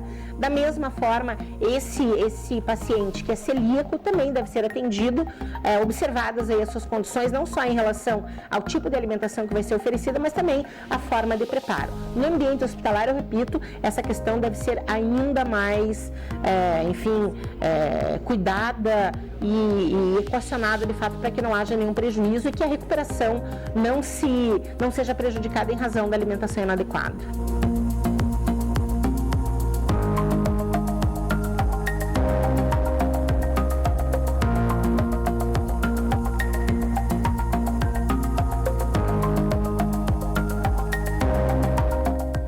Veja, essa questão da alimentação, não há obrigatoriedade do fornecimento da alimentação pela companhia aérea. É uma prerrogativa. É óbvio que tudo que é fornecido durante o voo está incluído no preço, né? Claro, mas dizer, olha, as companhias aéreas são obrigadas a fornecer alimentação? Não são. Tanto é que algumas não fornecem e outras, além de não fornecerem, ainda quando fornecem, cobram do consumidor. Se há o fornecimento e a inclusão no preço da passagem, é razoável que se dê um desconto para o consumidor. Mas o desconto, ele vai ser relativo àquela alimentação que é fornecida para qualquer passageiro, né? Então, e esse custo é bastante diluído, talvez não seja tão significativo a ponto de significar alguma compensação específica, né? Então, tem que ter em vista essa questão também. Porque, vamos lá, quando se oferece Coca-Cola ou, sei lá, bolachinha dentro do voo, qual que é a lógica? A lógica é esse custo é diluído. Tem passageiro que come, tem passageiro que não come. Então, não se sabe quanto é, dentro do custo da passagem, esse percentual ou esse valor para significar algo efetivo para aquele que é celíaco e que, de alguma forma, espera algum tipo de compensação, né? Pode ser que seja centavos. Né? Então, não dá para fazer uma conta direta, não, mas quanto que custa um copo de coca? Não é, a conta não é essa, é muito mais do que isso, né?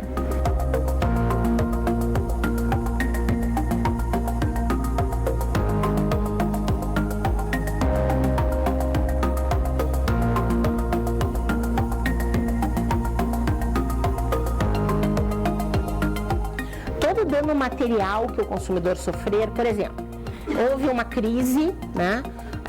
Esse consumidor precisou de medicamentos, precisou de internamento, consulta médica ou qualquer outra situação que signifique que se tenha transbordado para o dano material, pode ser buscada aqui no PROCON.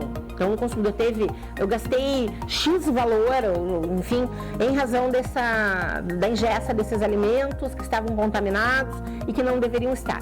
Então, está aqui a comprovação, o consumidor pode pedir esse valor aqui no PROCON. Agora, se o consumidor quiser mais do que isso, além dos danos materiais, danos morais, ele vai ter que buscar o Poder Judiciário. Então, esses são os dois caminhos que o consumidor pode percorrer. Tá?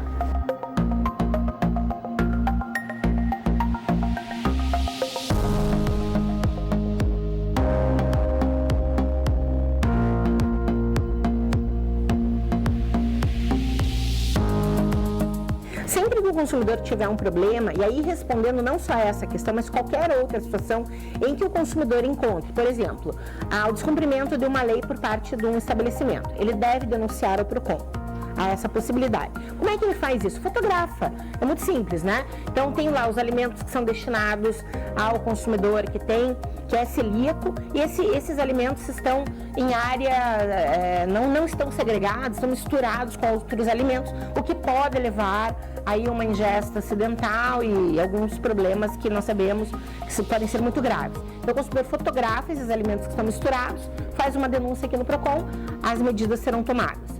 Aquele consumidor que não tiver o atendimento, que a escola se recusar, ou que não chegar a nenhum acordo com o seu fornecedor, da mesma forma, se documente, né, e venha ao PROCON para formalizar a reclamação.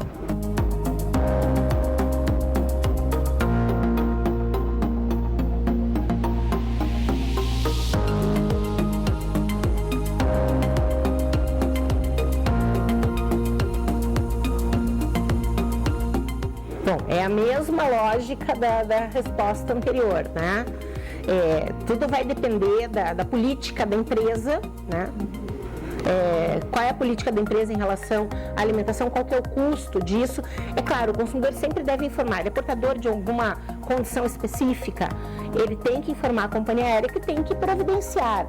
Talvez não seja o alimento, aí eu vou falar sem saber o que eu estou falando, tá? O macarrão, existe macarrão próprio para celíaco? Pronto. Então, os outros passageiros vão receber uma macarronada. Eu vou receber uma macarronada que não tenha glúten? Talvez necessariamente não. Mas aí deve haver informação por parte da companhia aérea. Falar, olha, para a pessoa que é celíaca, as opções são essas. Isso deve ser tratado de forma antecipada. O problema é que a informação é sempre ruim, né? Nunca há informação como deveria, como de forma prévia para o consumidor acaba sendo pego de surpresa no momento da viagem.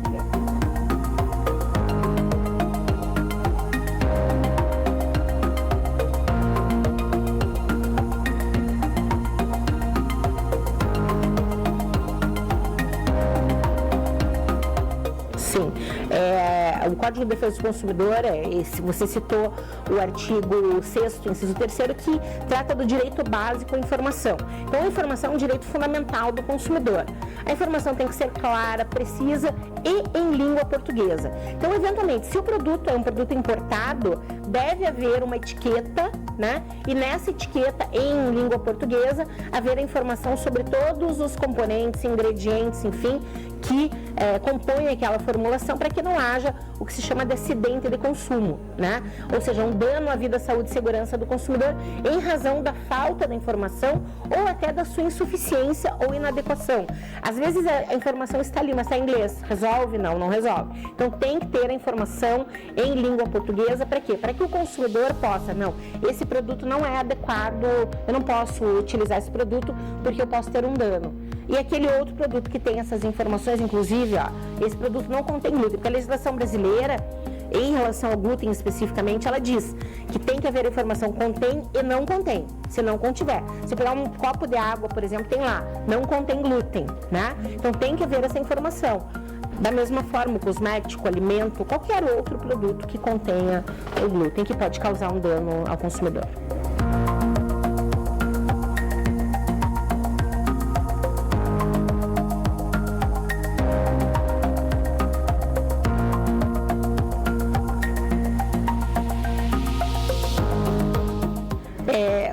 reclamações é diminuto.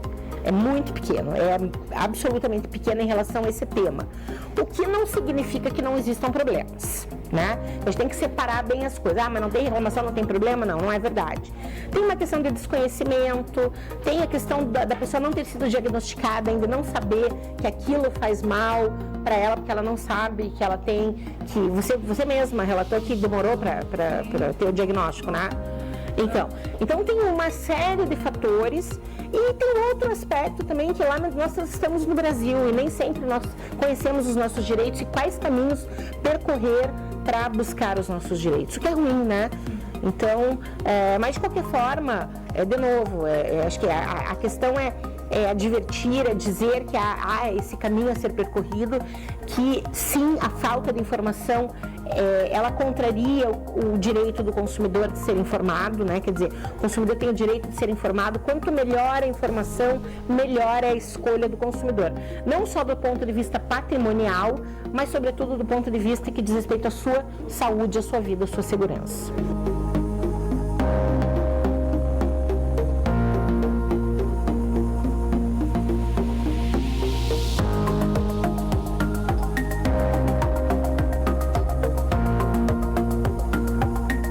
O consumidor pode recorrer ao PROCON de diversas formas. Uma delas é pessoalmente, então o consumidor vem aqui, traz toda a documentação relativa àquela relação de consumo, nós vamos encaminhar sua reclamação. Há uma outra possibilidade também, que é a reclamação através da plataforma consumidor.gov.br. A plataforma consumidor.gov.br permite o consumidor reclamar de onde ele estiver. São mais de 400 empresas que participam dessa plataforma, o índice de resolutividade é bastante alto e é muito simples, é muito fácil reclamar pela plataforma. A questão é, a empresa contra quem eu quero reclamar está na plataforma? Eu disse, são mais de 430 empresas, então há um número bastante significativo, o consumidor consulta lá. Se eventualmente não estiver a empresa, o consumidor vem pessoalmente ao PROCON para formalizar a sua reclamação. Eu espero ter respondido de forma satisfatória as dúvidas de vocês. De novo, coloco o PROCON Paraná à disposição de todos, nossas portas estão abertas. Peço que todos compartilhem a plataforma consumidor.gov.br. Existe um aplicativo já para que vocês baixem nos seus celulares. É um serviço público gratuito oferecido pelo PROCON Paraná e que resolve a vida do consumidor. Muito obrigada a todos.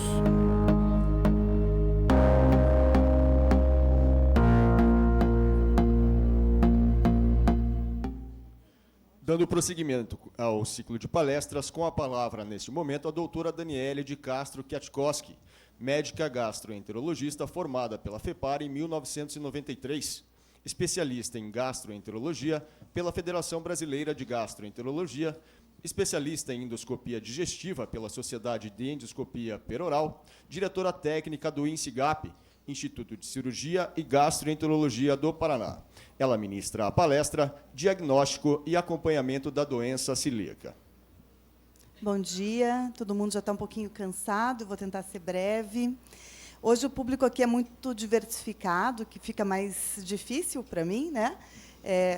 Tem celíacos, familiares, nutricionistas, leigos, então fica bem variado.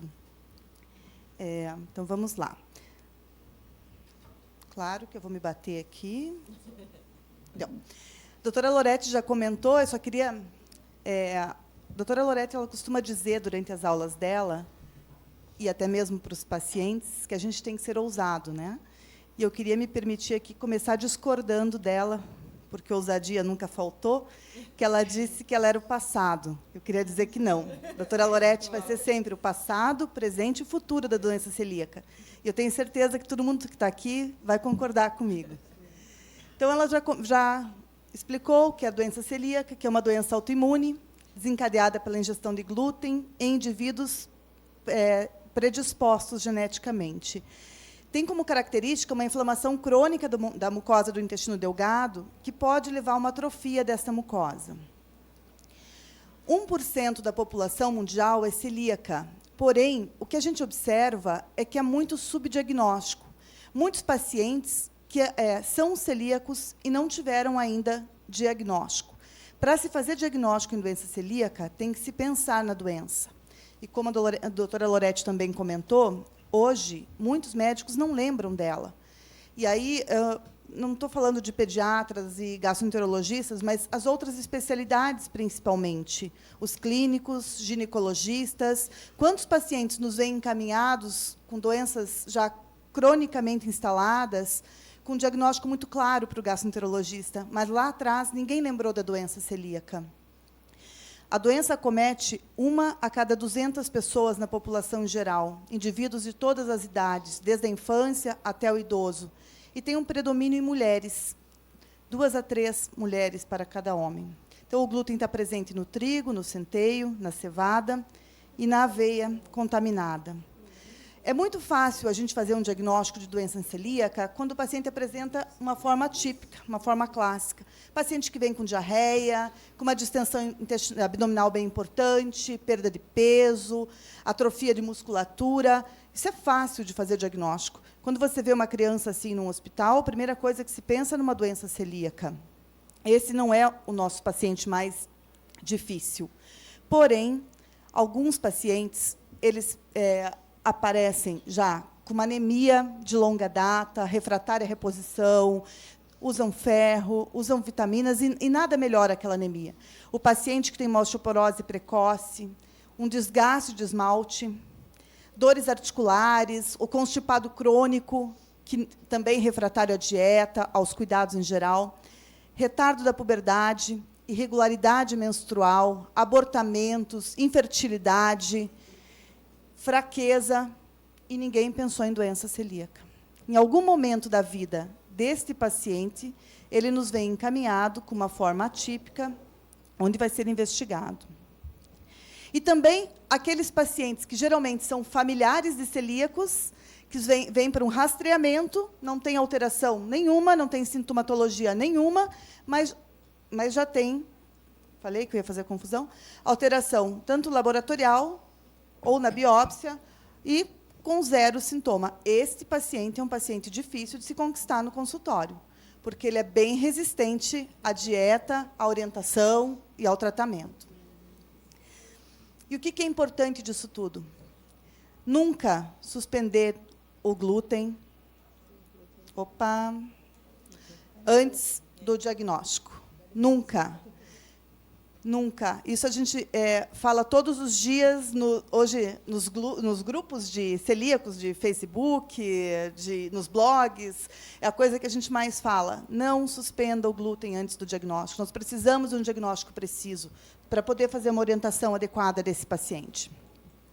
Como que é feito, então, o diagnóstico? O meu objetivo aqui não é ensinar ninguém a fazer diagnóstico, mas, sim, focar mais nos cuidados que nós vamos ter com a doença e nos cuidados com o acompanhamento dessa patologia. Os marcadores sorológicos, o antitransglutaminase, e antiendomísio, IgA total, os testes genéticos e, principalmente, através da endoscopia.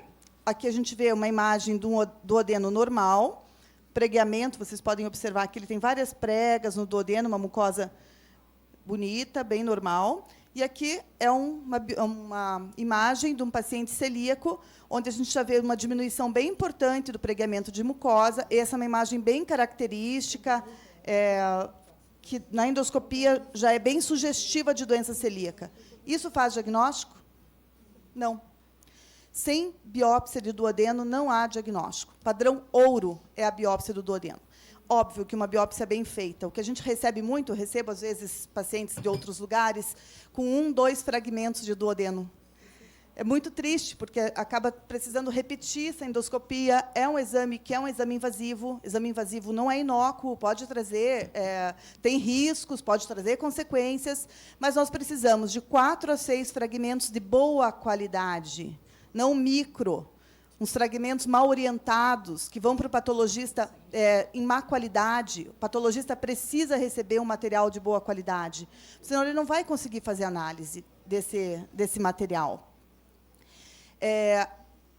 A endoscopia também, muitas vezes, em parentes de primeiro grau de celíacos que têm sintomas compatíveis, embora não tenham sido investigados ou venham até mesmo com um sorológico negativo.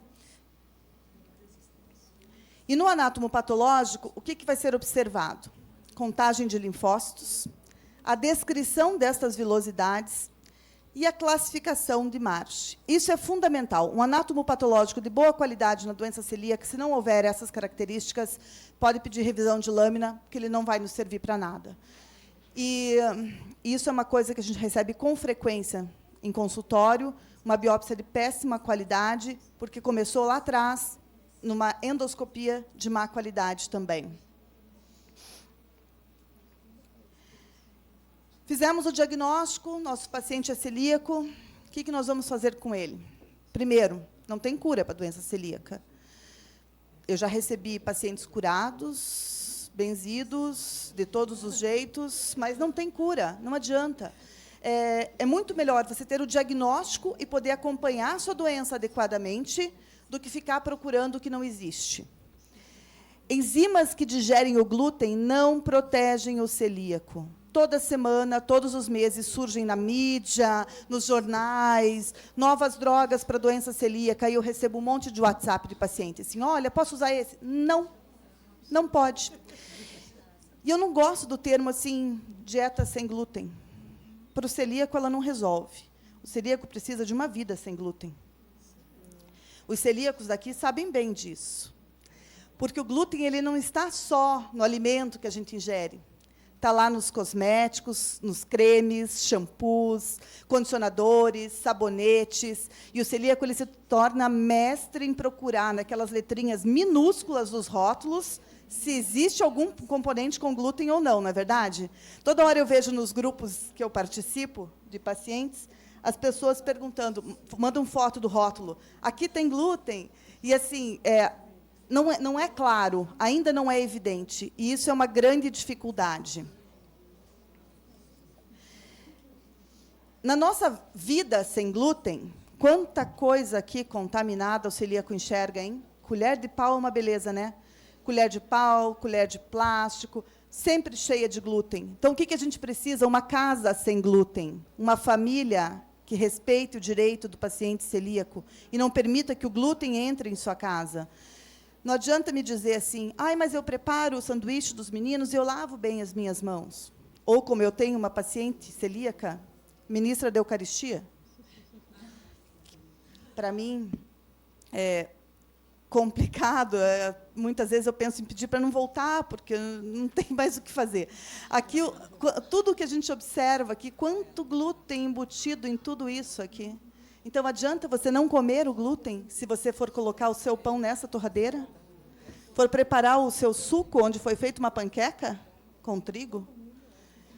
Abri uma geleia sem glúten, linda. Minha prima vem fazer um lanche comigo, traz o pãozinho dela e passa a faca na minha geleia. Acabou. Acabou ali. Então, veja, a vida tem que ser sem glúten. É fácil? Claro que não, mas ninguém disse que seria. Não é? Mas é possível. Sempre é. Eu tenho um cachorrinho, esse apareceu lá em casa, tem 2 anos, um dia eu vi ele estava lá. Cachorrinho lindo. Eu não gosto de lambida, mas ele que é cachorro, ele gosta. Ele vai, come a raçãozinha dele, vem e me lambe. Se eu fosse celíaca e a ração dele tivesse glúten, seria um problema. Seria um problema. Esse é o Oliver. O Oliver estaria me contaminando. Então, os animais de estimação dos celíacos precisam de uma ração sem glúten. Quanta coisa, né? Eu tenho certeza que aqui tem familiar que não tinha ainda consciência disso. O meu objetivo hoje é falar com esse familiar, que ele saia daqui sabendo um pouquinho mais sobre a doença. Vocês conhecem a Célia celíaca? Gente, eu adoro ela. Eu acho ela super divertida. Olha só essa historinha. O namorado foi lá, assistiu um jogo bacana, tomou sua cervejinha e veio para dar um beijinho na Célia. Pode? Não pode.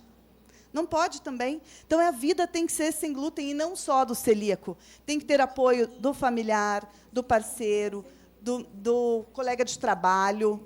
Tá? Não pode fazer uma reunião comendo bolachinha em cima do teclado do computador. A gente precisa dessa ajuda, de todos. É direito. Não é uma ajuda, é um direito, né?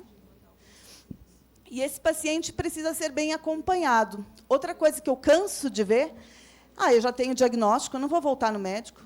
Meu médico, ou então, pior, que essa dói mais. Meu gastro disse para eu voltar daqui uns 10 anos. Tinha esses dias, não é, Iris? Fiz um diagnóstico, estava no grupo lá do Sem Glúten. Fiz o diagnóstico e o meu gastro falou que eu não preciso voltar. Não preciso dosar ferro, ferritina, cálcio. Eu não preciso de uma densitometria desse paciente? O celíaco não faz mais osteoporose? Eu aprendi com a doutora Loretti que precisava.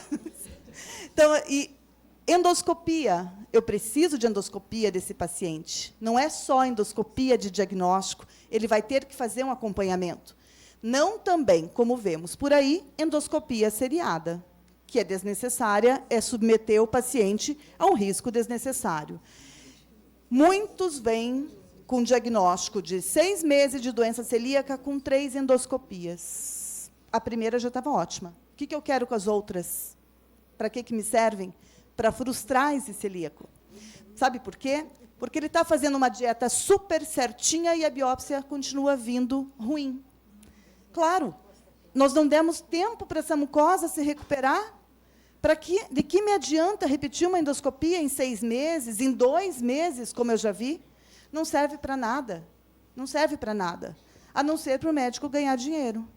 É o único objetivo. Quando a Ana foi no meu consultório me convidar para vir aqui conversar com vocês, eu fiquei pensando o que era mais importante eu falar.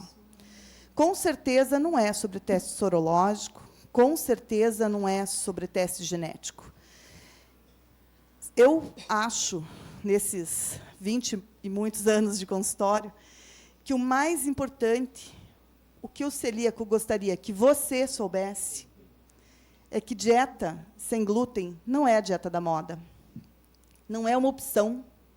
Eu não posso, celíaca, sair com a minha amiga tomar um café, porque eu estou fazendo dieta sem glúten, não como a bolachinha que está ali, tomo o meu café que tem cevada, tomo o meu café contaminado, tomo o meu café que foi preparado numa cozinha cheia de glúten.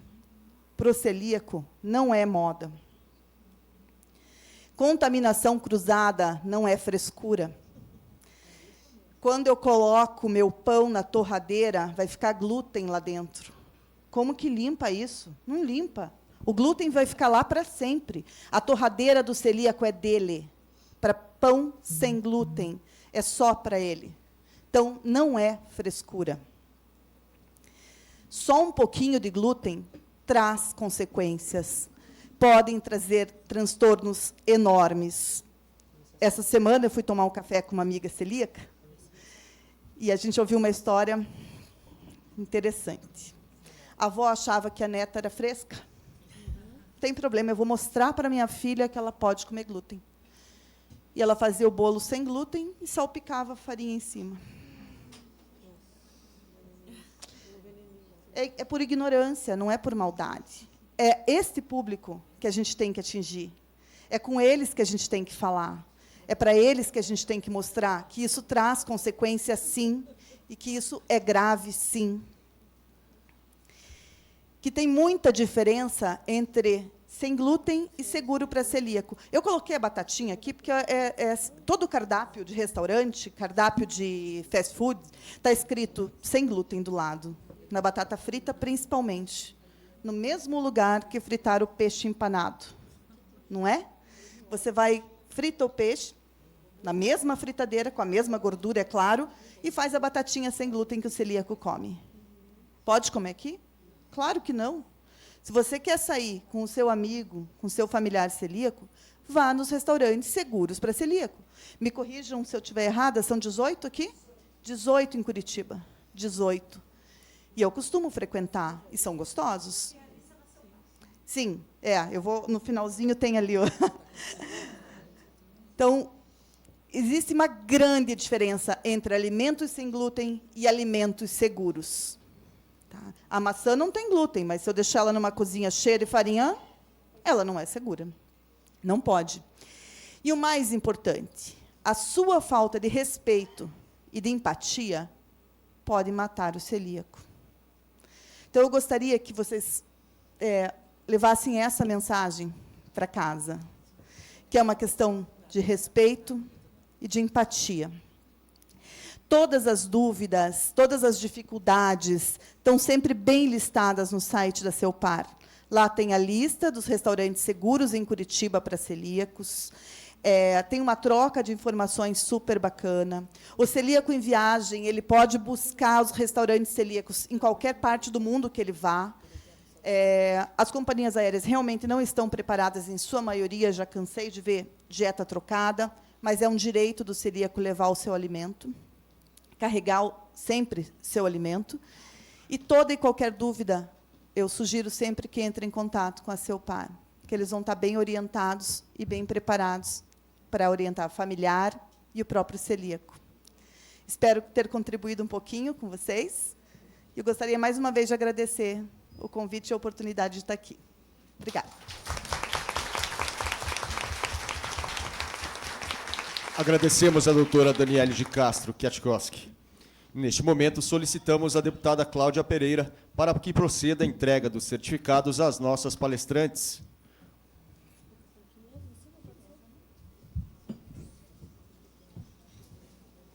Convidamos para receber seu certificado a senhora Solange Nascimento, presidente da Associação dos Celíacos do Paraná, a ACELPAR.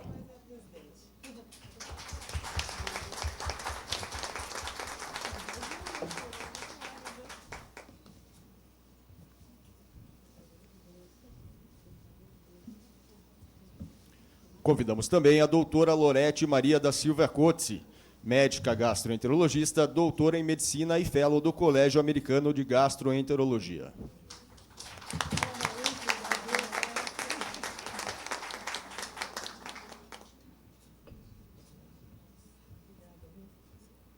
Doutora Daniele de Castro Kwiatkowski, médica gastroenterologista.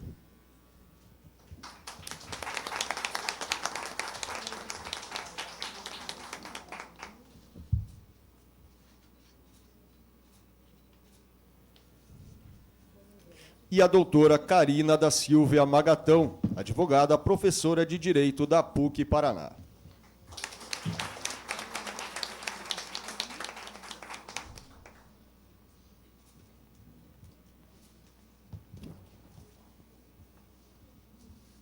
Com a palavra, a deputada Cláudia Pereira.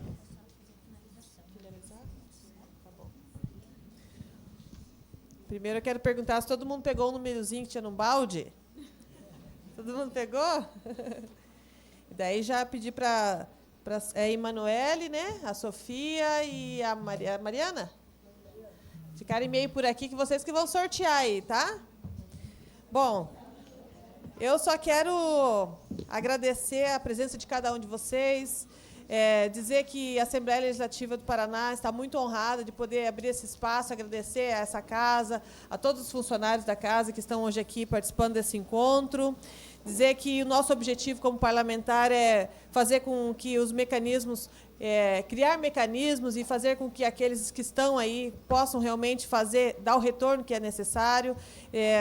Acabei não me apresentando devidamente, mas eu quero colocar o mandato à disposição. Sou hoje membro de uma comissão importante na Assembleia Legislativa, Comissão de Constituição e Justiça, membro titular, então, muitas vezes, às vezes, entra algum projeto que pode, de repente, interferir na vida do celíaco, então, estamos à disposição para, nessa oportunidade, também poder contribuir, comissão de orçamento, presidente de uma comissão importante também, que é a Comissão de Defesa do Direito da Criança, do Adolescente, do Idoso, e, por uma iniciativa nossa, também, da pessoa com deficiência, vice-presidente da Comissão de Mulher, e sou a única mulher que sou líder de bancada nesta casa.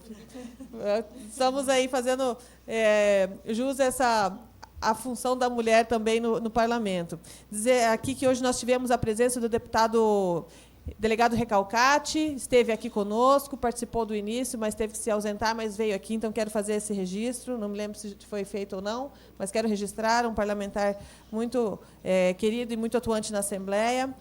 Agradecer aqui a Adriana, que é celíaca e estava ali vendendo as camisetas. Cadê a Adriana? Está aí, Adriana? Obrigada, Adriana. Ela foi a entrevistadora ali do PROCON, da Cláudia. Obrigada, parabéns. Você foi uma ótima entrevistadora. Fez perguntas muito pertinentes, porque conhece do assunto, né? Agradecer aos apoiadores, que são os fornecedores. E aí que eu ouvi acho que da doutora que falou sobre que os alimentos seguros, né? Acabamos de ouvir, então são os fornecedores seguros que estiveram ali. A Jasmine Alimentos Limitada, Sabor Alternativo Produtos Naturais, Dr. Char do Brasil, se eu errar aqui alguém me corrige, Baby Cake Produtos Especiais, Naturela Gastronomia Funcional, Loja Dieta e Sabor, Amina Alimentos Limitada, Vital Alimentos, Super Festival Supermercados, All Zero Gluten, Free, All Free Zero Gluten, Gobeche Chocolates, Casa Rigani, Smart Food, Biomedic, Farmácia de Manipulação, é isso? Fisioquântica, Indústria e Comércio de Produtos Naturais e Maxi Nutri. Agradecer a todos, porque eles fizeram essa recepção tão bonita aí, né, que vocês receberam hoje aí. Muito obrigado pela participação de cada um de vocês nesse evento. E, para finalizar, dentro desse contexto, nós fomos, então, tivemos a satisfação e a grata alegria desse meu primeiro mandato. Eu sou deputado de primeiro mandato, na verdade, sou advogada, fui defensora pública, sou mãe e sou sobrinha de uma celíaca e acredito que sou filha de celíaca. Minha mãe hoje não está mais conosco, Deus já recolheu, mas nós vemos pelos todos os sintomas que ela era uma celíaca e morreu sem saber. Passou todas as dificuldades e aí a gente hoje, tendo um pouquinho mais de conhecimento, viu que talvez ela pudesse ter uma qualidade de vida muito melhor se ela soubesse que ela era uma pessoa que tinha a doença celíaca. A irmã dela, que é minha tia, é celíaca e descobriu já numa idade... Ela é uma senhora ainda jovem, eu falo que ela é vó, mas ela ainda é jovem, mas ela descobriu já na vida dela já bem construída, uma advogada, e começou a sentir sintomas, e daqui a pouco ela se tornou uma pessoa que tinha uma série de restrições e foi entender que ela era celíaca. E ela passou por todas essas situações aí, de que ela era a fresca, que ela não podia comer, não pode usar o mesmo talher, não pode usar a mesma faca, então era assim considerada uma pessoa que estava fora ali do padrão. E foi um pouquinho difícil para as pessoas entenderem. Quando ela ia para algum evento, uma reunião, ela levava o potinho dela com a comidinha dela. No começo, todo mundo falou, nossa, mas via ela torcia um pouco, ela não quer comer a mesma comida que a gente. Mas depois, ela, com o jeitinho dela, foi explicando, dentro do meio onde ela convivia, e acabou que aquela vasilhinha ela teve que levar um baldinho, porque daí todo mundo tinha curiosidade para saber e experimentar para ver se era bom mesmo. Então, foi algo que eu vivi, e quando eu vim para cá, para a Assembleia, tive a oportunidade de poder fazer alguma coisa. Meu desejo, e eu vou confessar a vocês, era que nós tivéssemos uma cesta básica do celíaco. Esse era o meu grande desejo, é uma missão que ela me pediu. Cláudia, se você tiver, porque os produtos para o celíaco, ele não é uma futilidade, ele é uma necessidade, alimentação. Os produtos precisam ter uma carga tributária mais reduzida para que as pessoas tenham acesso, porque o celíaco ele não é escolhido por classe social. E ela tem razão. Nós, como parlamentares, a gente tem algumas restrições. Nós não podemos fazer nenhuma lei que crie despesa para o Estado e nenhuma lei que renuncie receita para o Estado. Então, nada que vai, a gente fica num quadradinho e a gente fica tentando alcançar algumas coisas e, às vezes, a gente vê essas dificuldades. Então, nós fizemos algumas tratativas junto ao governo para que a gente tenha uma diferenciação tributária nesses produtos. Nós estamos trabalhando esse assunto, porque é algo que tem que vir do Poder Executivo, uma iniciativa do Poder Executivo, não pode ser de um parlamentar, mas eu acredito que com essas ações que nós estamos tendo, esses encontros, nós estamos levantando, movimentando e fazendo com que despertem que existe um número muito grande de pessoas celíacas, nós podemos demonstrar que há necessidade de um olhar diferenciado do Estado. E isso a gente precisa construir juntos. A lei do Dia Estadual do Celíaco foi um passo, né, que nós vislumbramos de fazer com que seja despertado. Mas peraí, quem não é celíaco? Mas o que é esse negócio de doença celíaca? Hoje é o Dia Estadual do Celíaco, o que é a doença celíaca? E começa a se despertar, começa a ter encontros como esse, falas nesse sentido. Então, foi essa primeira lei que nós fizemos em conjunto e foi sancionada. Depois, nós tivemos uma outra lei que foi citada pela doutora, advogada, colega aqui, sobre o selo sem glúten. É o primeiro, não sei se vocês sabem, mas é o primeiro do país. Existe um estado brasileiro que estava trabalhando esse assunto, mas o Paraná foi, como a doutora Lorete falou, avante, foi mais adiantado e trouxe o selo sem glúten. Então, é uma lei de minha autoria, mas que hoje ela está sendo trabalhada com muito cuidado para que o decreto, a regulamentação, seja feita de acordo com a necessidade dos celíacos. Então, para que é o selo sem glúten? É para o estabelecimento comercial. E aqui temos aqui pessoas que são de restaurantes. E aqui a Rosângela, do restaurante Peixão. É para esse estabelecimento. Então, o estabelecimento que vai ter o produto lá dentro, que é seguro para o celíaco, ele vai ter um selo na fachada, que é para que, quando os celíacos passem na frente, identifique. Igual a plaquinha lá do refrigerante famoso. Passou lá, identificou, opa, aqui tem produto para mim. E depois, por que não expandir para outros tipos de, como nós vimos ali, tem os cosméticos, por que não também para outros estabelecimentos que vendam produtos que são seguros? Então, esse é o objetivo, é de facilitar. Então, nesse sentido, eu queria dizer assim, esse é o meu... Estamos já quase aí no final desse mandato, nós estamos num ano, você sabe que nós estamos num ano de eleição. Lógico que eu vou buscar voltar a estar nessa casa, mas o futuro está nas mãos de Deus. E se eu não estiver, vamos trabalhar para estar. Mas se eu não estiver, que vocês façam com que a Assembleia Legislativa, que o governo do Estado, vocês continuem trabalhando esse assunto, porque ele é muito importante para a vida das pessoas. Vocês viram com a doutora Lorete quantos anos atrás? Há 20 anos atrás iniciou. Nós vimos umas fotinhas ali, doutora, a gente se emociona junto, porque foi um trabalho de muito tempo. E é algo que vocês estão construindo. Eu estou aqui para somar, eu não estou aqui para fazer nada de novo, vocês já fizeram muito. Então, nós temos que ter essa consciência que o poder público ele tem que estar aqui para servir. Nós somos servidores, em primeiro lugar. Alguns são servidores concursados, outros são servidores que foram eleitos. Eu fui uma servidora, sou uma servidora que fui eleita, e estou aqui para somar e contribuir com vocês. A gente espera que, dessa forma, finalizando, que minha estada junto com vocês, porque esse é o meu último ano de Celíaco desse mandato, né? Espero que tenham muitos outros, mas desse mandato é o meu último ano do Celíaco, e eu espero ter contribuído. Isso não é uma despedida, isso é uma expectativa e uma sensação desse mandato de dever, espero que de dever cumprido junto aos celíacos do Estado do Paraná. Muito trabalho a gente tem pela frente, se Deus quiser nós vamos ter muitos anos aí, de muitos outros dias dos celíacos, mas a gente espera que nesse mandato, conseguindo alguns avanços, eu já me sinta realizada, talvez não completamente como a minha tia da minha família me pediu, que é a cesta básica do celíaco, mas isso é um trabalho para a gente continuar fazendo com que a gente consiga ir avante, mas que a gente já consiga, nessa caminhada, ter somado com essa linda caminhada que a doutora Lorete e todas as outras pessoas que caminharam com ela até hoje, tenham realmente o resultado efetivo da vida das pessoas. Muito obrigada. Nós vamos fazer o sorteio, né? Agora é o sorteio? Eu bagunço tudo cerimonial aqui. Eu falo, eu quero que ele me ajude, mas depois eu fico interferindo. Certo, deputada. No momento a gente faz sorteio. Tá com a... Tá? Então, nós vamos fazer um sorteio, mas muito obrigada a presença de cada um de vocês, que Deus abençoe a todos e que a gente tenha ainda muitos encontros como esse pela frente. Obrigada. Eu estou com balde, com certeza. Cadê as meninas? Vamos lá, cadê o microfone solto para elas falarem os números? Vem aqui, vem. Vamos aqui, ó, aqui embaixo, para todo mundo ver. Cadê a Mariana? É o número. Eu ganhei 2, não sei porque estava junto. Eu chacoalho. Cadê? Tá, agora nós vamos sortear.